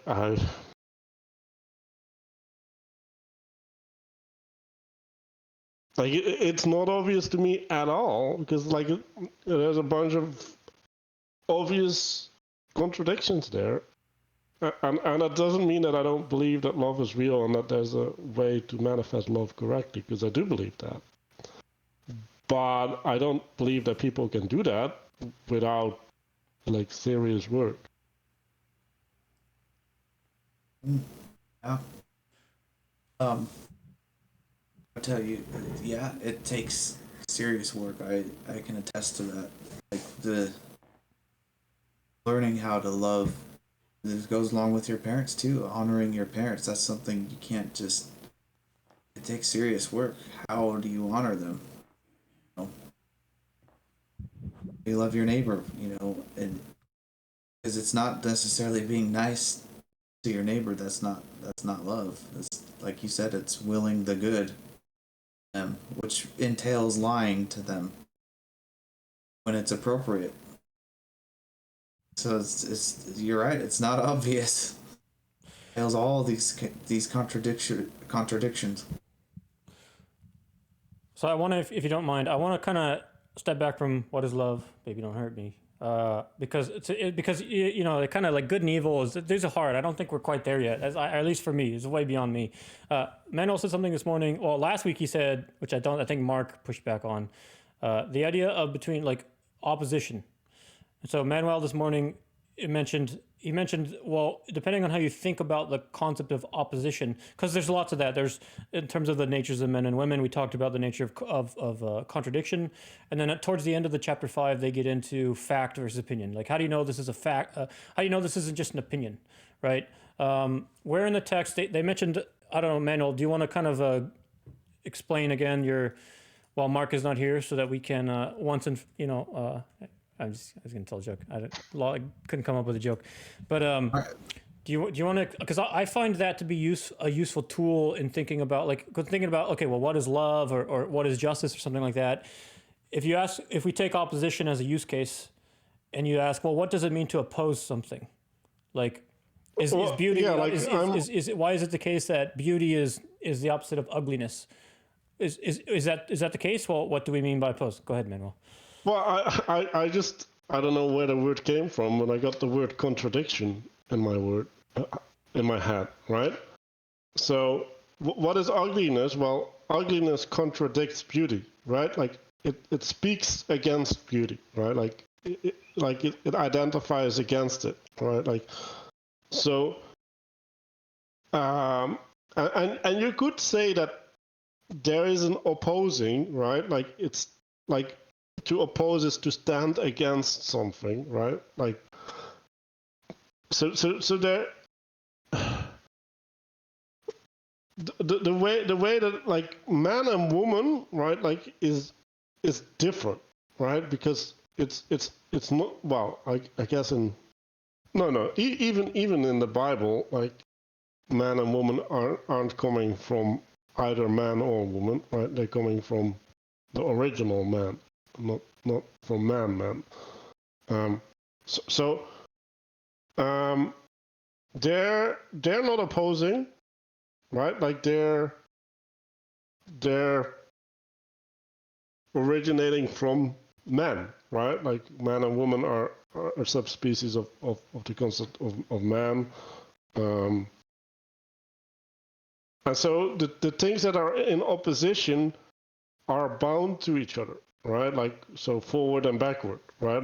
Like backwards is only makes sense in relation to forward, right? Like or away and towards, right? Like that only makes sense in relation to what you're moving away from or towards, and they come in pairs, right? But the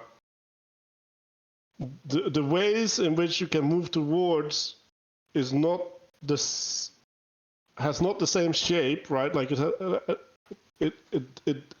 doesn't look the same Like there's less ways in which you can go towards something than that you can go away from it, right? So for me, it's really important to have that opposition, right? So there's not asymmetry in going towards and away. Like there's an asymmetrical relationship, and asymmetrical relationships are really important, not important, but difficult, right? Like they're really difficult to account for in your thinking. So, because if I say you have a knife, and when you come at me with a knife, I run away. You have no clue what I'm doing, right? Like you just have a general sense of what I'm not doing. Effectively, you don't have a positive confirmation on what I'm doing. Like if I say I'll run towards you, you know what I'm doing, right? Like that reciprocally narrows and like it gives clarity if you go towards the identity or the thing that is the source of the identity. Well, if you're going away, which is like ugliness, for example, right? Like ugliness is away from beauty, right? Like it's leaving the beautiful. That doesn't describe anything in the world. It just describes that it's not beautiful. It's like a negative identity.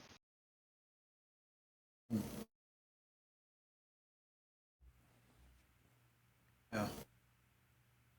So the couple things there. One is the asymmetrical relationship to things. That makes everything difficult, because that's a lot of what we're doing when we transcend levels from the macrocosm to the macrocosm to the microcosm.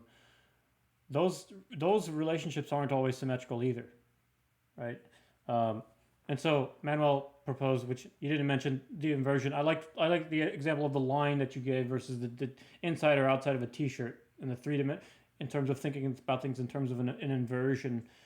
Because when you think in terms of an opposition, it imposes, like Manuel said, I think, or implied, a telos, right? Like you can't oppose something without a purpose. Otherwise, what is there to be in opposition about, right? So whether something's beautiful or ugly, it's like, well, it's what would be so an inversion is an inversion. Well, first of all, could you maybe explain what that means? And then I guess a question I just had is that, are all you doing is stripping away the telos? Is it just an opposition without a telos, or is it more about the difference between a symmetrical or an asymmetrical concept? The ugliness, the opposition, it's adopting the original telos because it's identifying against it, right? So, ugliness. It's not. Ugliness doesn't have its own form. It's an identification against the form of beauty. So it just ugliness is describing something that's further away from the ideal of beauty. It's not describing its own ideal. There's not an ideal ugliness. I think that's what you were saying earlier, Manuel, just a second ago. There's an infinite amount of ways you can run away from me, or there's an infinite amount of ways you can get away from something, but there's a few amount of ways that you can get towards a point of identity. Right, and I think it was Aquinas that said, whatever he said, that evil has no form, because evil it's not, it doesn't have a form. It gets its form from the good things. So like ugliness, if we call ugliness evil, we're going to be simple. It's qualified by its opposition towards something that does have an ideal. Right. So it's non-dualistic.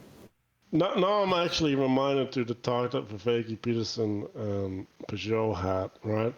Where Peugeot and Viveki were saying, well, everything is pursuing good, right? Even the serial killer or whatever, right? And it's like, this is not pursuing good, it's defined by Vervaeke. like, This is a BS pluralism of Vervaeke that he's stuck. Yeah, but I think the point that they're trying to get at is that it's defined in relation to the good, right? But that's different than pursuing, because like is rebellion against the thing pursuing the thing? Like that's just bad use of language. Like no. Like it's Rebelling being against the taught thing. by the spirit of it. Like that is true. Like you're stuck in the spirit. Like only you're moving away from the spirit. Like I agree with that part, but that's just being is good, and you're being anti-being. It's like okay, like. Yeah. But anyway, so the thing that I was doing with the T-shirt, right? Like I'm inside the T-shirt, right? And so what the T-shirt means to me is it's a protection. It's an interface between me and the world. While what it means to you is it's for you it's blocking access to me, right? So the nature of what the T-shirt like from the inside is different than the T-shirt from the outside. And you could say, well, the inside is opposing the outside of the T-shirt, right? But the way that you understand things from either perspective is completely different. And yeah, that's kind That of. was in language of creation, wasn't it? Oh yeah. It sounds like a chapter in language of creation regarding disguises. I think is the word that he used, or clothing. I can't remember. Maybe. Yeah, maybe. But yeah, yeah. But they're talking about clothing is what grants you identity. Like that's the way that clothing is used in the Bible. So that I put on an identity, and that identity can be artificial or natural, right? So I can be hungry, or I can be a king, right? And a king is an artificial identity that's societal as opposed to natural, I think. So you have woven clothing, and you have the bear skin or whatever, right, or sheepskin. Anyway, I wanna go through these things that I read so that we at least get to the same point again. So original nature is a thing that they keep referencing to, and I think what they're talking about is affordances, right? So there's a person, and a person has a certain capacity to get to a place, right? Like a set of affordances, and if I recognize the affordances, then I can classify your nature, and then we can develop you into it. And then, well, this goes into the thing that we were talking about. Laughing at the naked women is a fruit of unripe wisdom, right? So they don't say the laughing is bad or stupid or whatever. No, they're classifying it in relation to wisdom, and then they're classifying it as a fruit. So it's something that is born from wisdom, and it's unripe. So this is like this pre-imposing category, right? Like so apparently they have classified laughing at women as a wisdom problem, and therefore, like, it is unripe wisdom. But that presupposes that it could ever get ripe or something, right? Like it presupposes that the person can get to maturity, and like that's not a thing that you can presuppose. Like, so I'm really confused about the language usage there. So towards the end of the chapter, they talk about like the difference between knowledge versus opinion. So is the difference is a fact, or like what is a fact? Is a fact or knowledge just a shared frame? So you mentioned, you said what was the set of affordances? Oh, natures. If natures are affordances, if everything that I say coheres and conforms to your understanding of the nature of something, do we call that a fact? And do they say that's a fact? I don't know. Like what? Because they talk on this theme. I wasn't really clear what they were trying to say in the whole knowledge versus opinion versus thing at the end of the chapter. That's explicitly No? in It's regard not a shared to frame. Okay. It's in regard to beauty. People that can see beauty, like remember the appearance of people that see only the appearance of beauty versus the actual core of beauty, the first principle of beauty. People that can see the first principle of beauty, they're saying have knowledge of it. And people that don't only have opinion of beauty. So it's an attunement So issue. they're talking about what's that? It's an attunement issue. Yeah. I guess you can say that.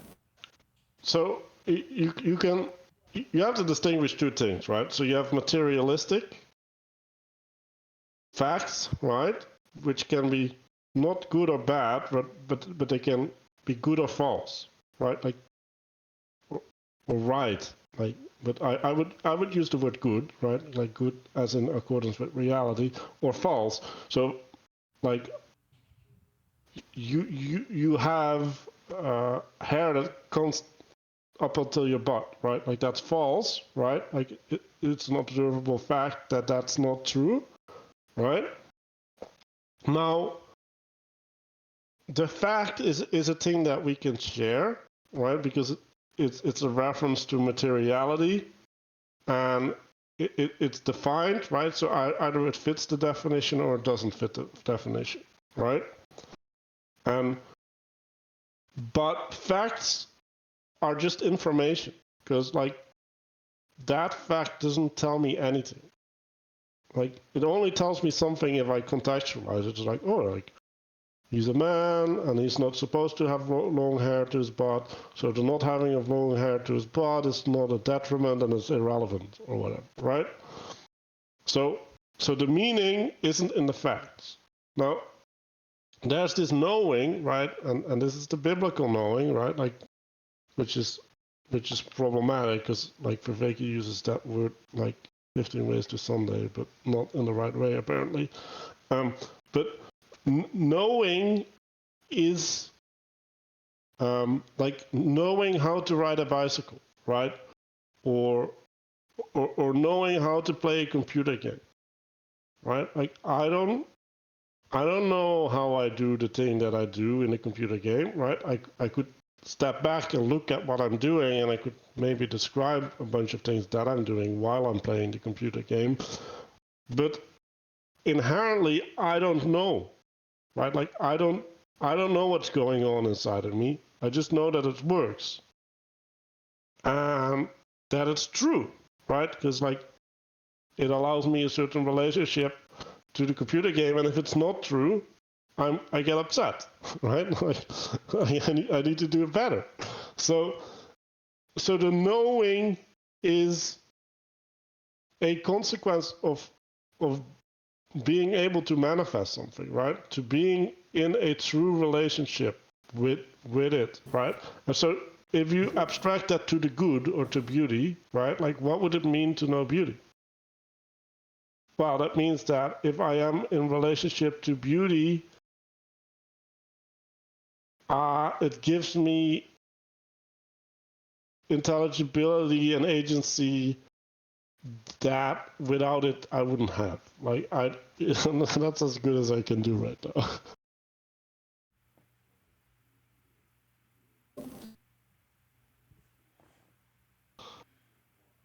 I'm thinking about this. This is getting complicated. Go ahead, Eve. You got something. You know, we're probably trying to end. It reminded me something Manuel said a couple weeks ago, about these women regarding this appearance and the core of something, where the appearances come from. Right? There's these two things. Something that's set apart, right? And he was talking about all these women that have their ideal pregnancies or planned pregnancy. I think that's the term, planned pregnancy. And so in their mind, they're actually they're coming up with an idea. I'm not going to use that word. They're coming up with a plan, right? They're actually identifying in appearances of what they conceive of as a good pregnancy. So they have this plan. This is going to happen. Then this is going to happen. And then this is going to happen. And then this is going to happen. And then none of that stuff happens, and it just completely fractures them.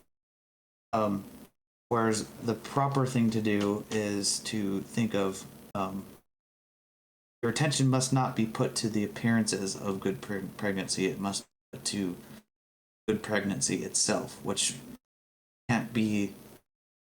It's a difference in attunement, and if your attention is to good pregnancy, it's going to appear itself in however way it is going to appear. So if this particular thing happens as opposed to that particular thing, it's ultimately not going to matter because you're identified in the good pregnancy, the uncreated potential.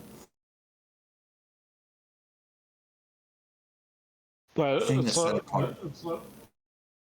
another way to frame it is, what is the thing that allows you to go through the process, right? So I've had conversations with people, they go to the hospital willingly, right? Not because they had to, but they willingly go to the hospital, and then they get upset, and it's like, well, you chose to go to the hospital, like you know the nature of the hospital, right? Like you have to wait in lines, and then you have to go that place, and then there's people that's gonna be busy, right? And it's gonna be frustrating, right? So if you decide to go to the hospital voluntarily, you have submitted to exposing yourself to these things. Like that's part of your calculation of whether to go to the hospital or not. So you don't get the right to be upset about it. Like that you exposed yourself to these things voluntarily, and like now you just gotta eat it. And so the question then is, well, okay, if I need to go to the hospital, what does that require of me, right? Like how do I participate in all of these frustrating things without getting frustrated? That's the thing, right? Like that's the thing that you need to have. Like what is the thing that allows me to do the navigation without knowing the specifics of what person I'm gonna run into, the way that they're gonna frustrate me. Like I just need to know, right? Like partially I have something going on with me and they're going to help me, and I find that important, right? So that's my justification, right? And that's like, well, in order to get this, I'm just going to have to suck it up. And if I'm nice, it might even happen faster than if I'm not nice. So like, I'm going to be nice as well, right? Like I'm not going to be totally utilitarian again. But that's the way that you should look at it, right? Like not, oh yeah, like if I come in and there's nobody at the counter, I'm gonna press the bell. But if I'm gonna go in and there is someone at the counter, I'm gonna say this to them, like this specific line, and that's the distinction, right? Like, are you gonna create a plan, or are you just gonna be the person that's able to do the situation, like to undergo this and successfully get what they want? Yeah. I can. Identifying in the type of person you're going to be as opposed to identifying in specifically what you are going to do. You can't predict the way that the world is going to unfold itself or the way that the world is going to manifest itself in appearance. You can't predict that. You can't tie your identity up in that. It'll fail, and your identity will be crushed.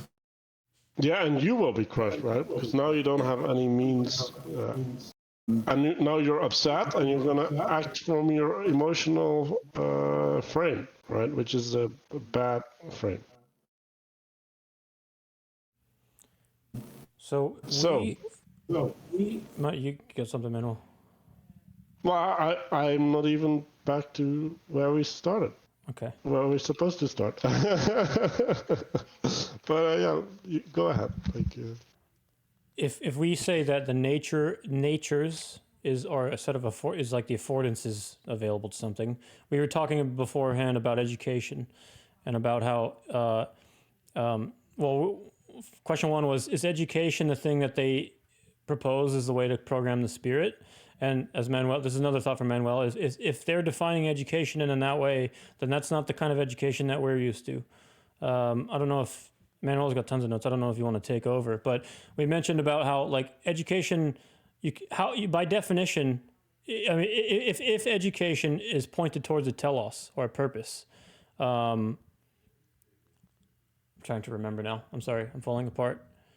But you made a statement this morning, Manuel, that resonated with me about how you cannot, by definition, educate somebody inside of a classroom if you're going to treat everybody the same, right? And so the question is like, well, if you need 10% of the population that can do some math and read and knows some stuff, how do you not end up at universal suffrage, where you say education is now a right, and then we're gonna, and then you run into a bunch of problems with trying to treat everybody the same. Like we can't treat people completely idiosyncratically. So anyway, I'm kind of going all over the place here, and I'm not connecting these dots very well. But I guess, go ahead. Well, the universal suffrage has to do with a sense of justice, right, and a sense of equal opportunity, right? And like Plato City doesn't have equal opportunity, like like ideally, if they could like scan the brains of the baby for their nature, right, and then put every baby that has philosopher nature into the philosopher education thing, then you'd have equal opportunity. But no, right? And then they also have this breeding program where they mate guardians with each other so that they get better guardians, right? So, like, that's not equal, right? Like now you're pre-selecting, which helps with the selecting because you have pre-selected, right? So like I guess that's a good thing, but the purpose isn't equality of the city, right? The purpose of the city is equality in happiness or whatever, right? And then they have different measures of happiness, right? So we went over this: the financial, then the honor, and then you got this poor philosopher king that has to get his stuff from God, I guess, because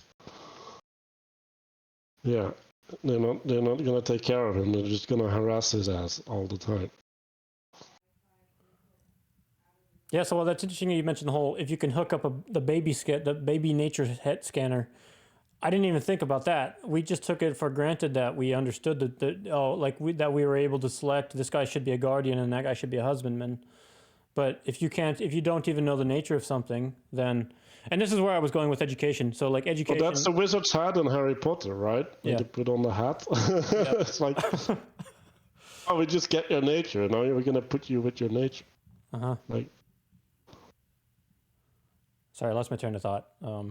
Basically, in terms of like manifesting potential, you have to close doorways as you get old. So you can be anything. You can be anything. You can be many things at least. And then as you choose to do one thing, you're closing the door to other things. Can you be many things? Because like the path has to be provided to you, right? Like you can't self-manifest in everything. Because if you don't get assistance, like you're gonna have to reinvent the wheel by yourself. So like, no, you can't. Like that's already not real. Mm-hmm. Like society has to provide you the means to manifest the things that you are. And if society is gonna pay artists that don't make money with their art, you can be an artist. But like if they don't do that, you cannot be an artist because like you don't have any money to be an artist. I can be an adolescent though, and I can stay at home and never leave the house and play games. No, you can't. That's only by the grace of your parents. Okay, yeah, okay, yeah. What is by the grace of society, sure. or the grace of your parents, or whatever. Like, but like you can't do these things by yourself. Like, there's no option. Like it has to be provided for you. So where I was going to try to go would be what is the appeal to what is the appeal to unity for the husbandman in the Republic? Is it?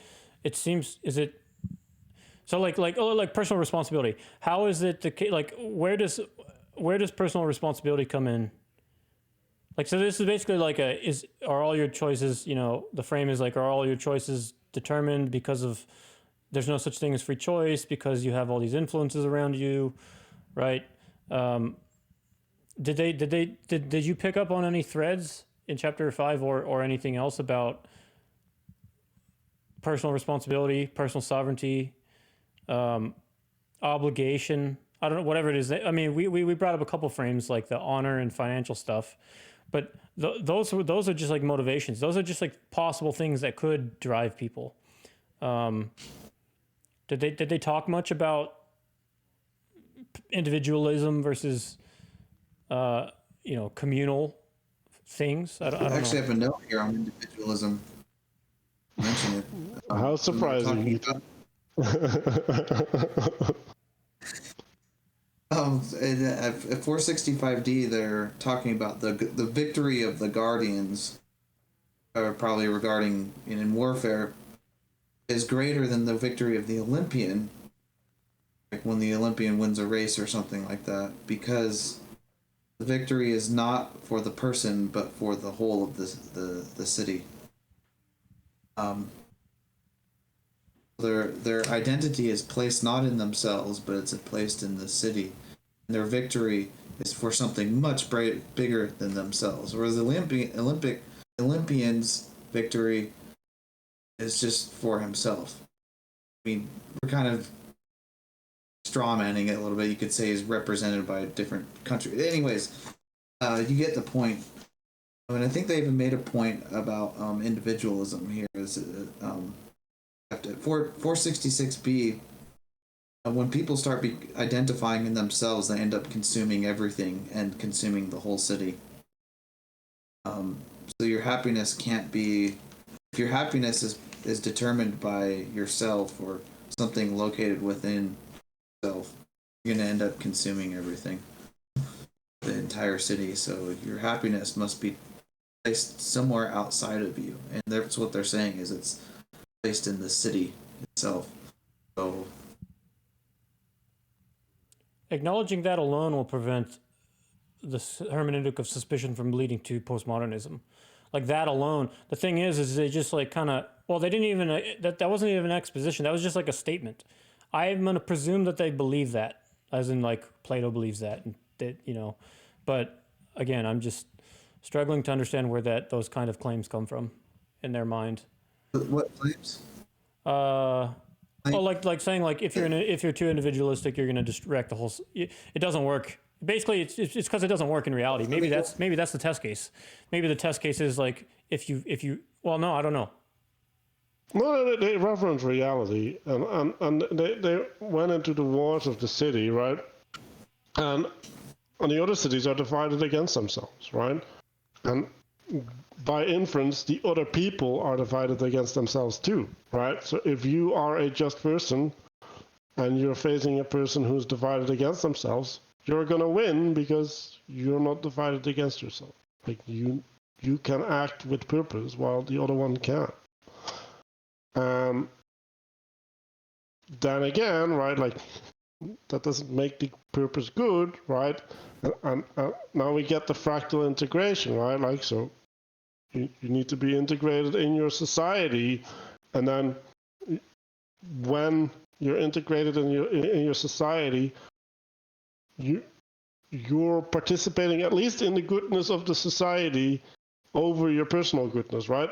That doesn't make what you do good or what you do point towards the good or whatever, but it's more towards the good than when you're individualistic. Like, and that's the point, right? Like, I don't like this is again going to fade, right? Like, you have to be more good than whatever you are now, and that's all most people get. Like people don't get to decide more than being more good, and this is the difference between a sheep and a shepherd, right? But the shepherd has two things, right? Like he has to deal with his own stuff, and he has to deal with the flock, right? And so the shepherd has a special role, right? And like, for example, like if we talk about Christianity, the shepherd has to pray for the flock, and he has to provide spiritual guidance, right? And in some, not in some sense, like he has to be the authority, right? In the direct means, right? And he has to create the connection, right? He has to stand between the individual and God, right? So, like, if a person cannot find God in whatever they're trying to find God, he has to be the means by which that person is going to find God, because that is his role. That's what he's shepherding for. Like, I was thinking about like, there's no. Go ahead, Ethan. So, good luck.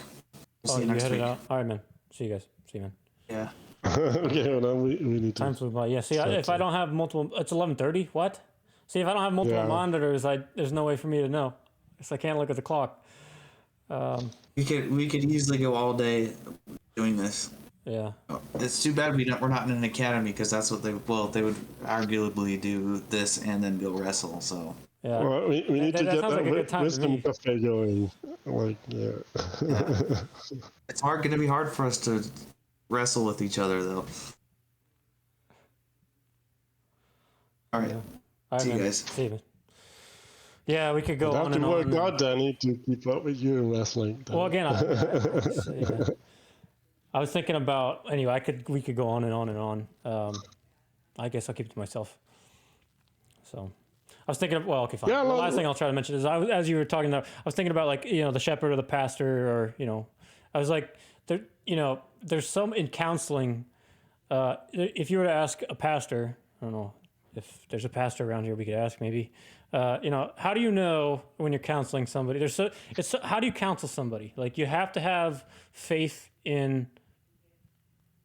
Anyway, let me just stop there, because this is going to open a whole can of worms, and it'll be long. Well, like the Christians have this hack, right? Like they have the word of God, right?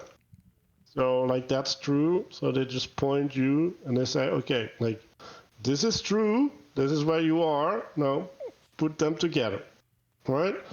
And yeah, like go ask God to help you do that. Like that's basically what they're doing, right? Now you can step outside of that, right? Well, first of all, I don't need if you have to, but you could, right?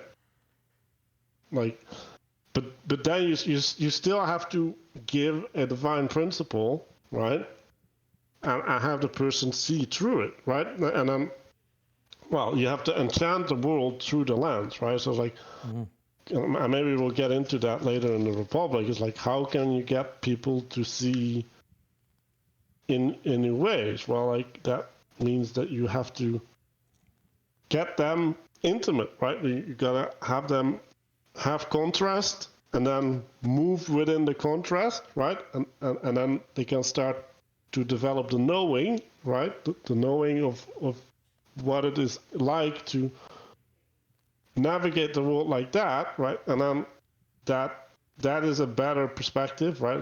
A better being to participate in than the one that you're stuck in, and then you'll be liberated from your confines, right?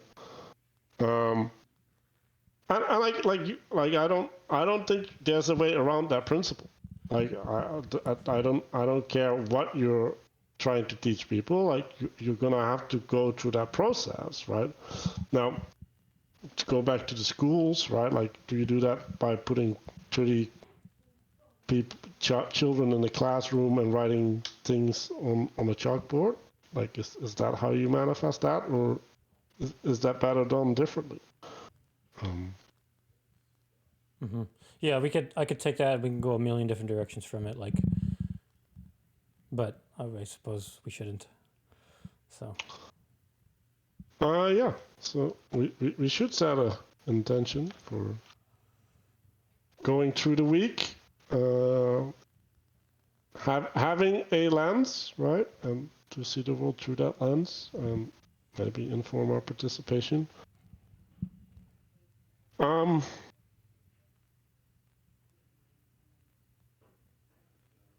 Yeah, so I do think that relating to motivation of people is still a thing that I want to develop, because I want to make an appeal to the other person to stay with me, right? To bind themselves to the activity. So yeah, I guess that's where my discernment is going to be. Mine is still on a similar theme, but it's away from motive. I was thinking a little bit more. Materially is not the right word, but at a lower level for in terms of motivation. And now my eyes are a bit more up towards the thing behind that. Which I mean, they always were, but in terms of I'm starting to see. I think I'm starting to get a little bit of a better picture of how. I don't know if it's Greeks or Plato or whatever. I'm starting to get a feel from the book. I'll just put it that way. I'm starting to get a little bit of a better feel. It's just so important. It's so important. It's so important to be attuned to those things. Otherwise, your life is just you're gonna destroy yourself. So anyway, I'm still circumambulating around a similar theme for a couple weeks. I'm gonna stay there a little longer. But making good. This was great. I mean, I thought today was great, and you did a great job of explaining a whole bunch of confusing things. So thank you. Yeah, well, let's take a moment for integration and connect our experience to the intention and see if we can find means to manifest that. Okay.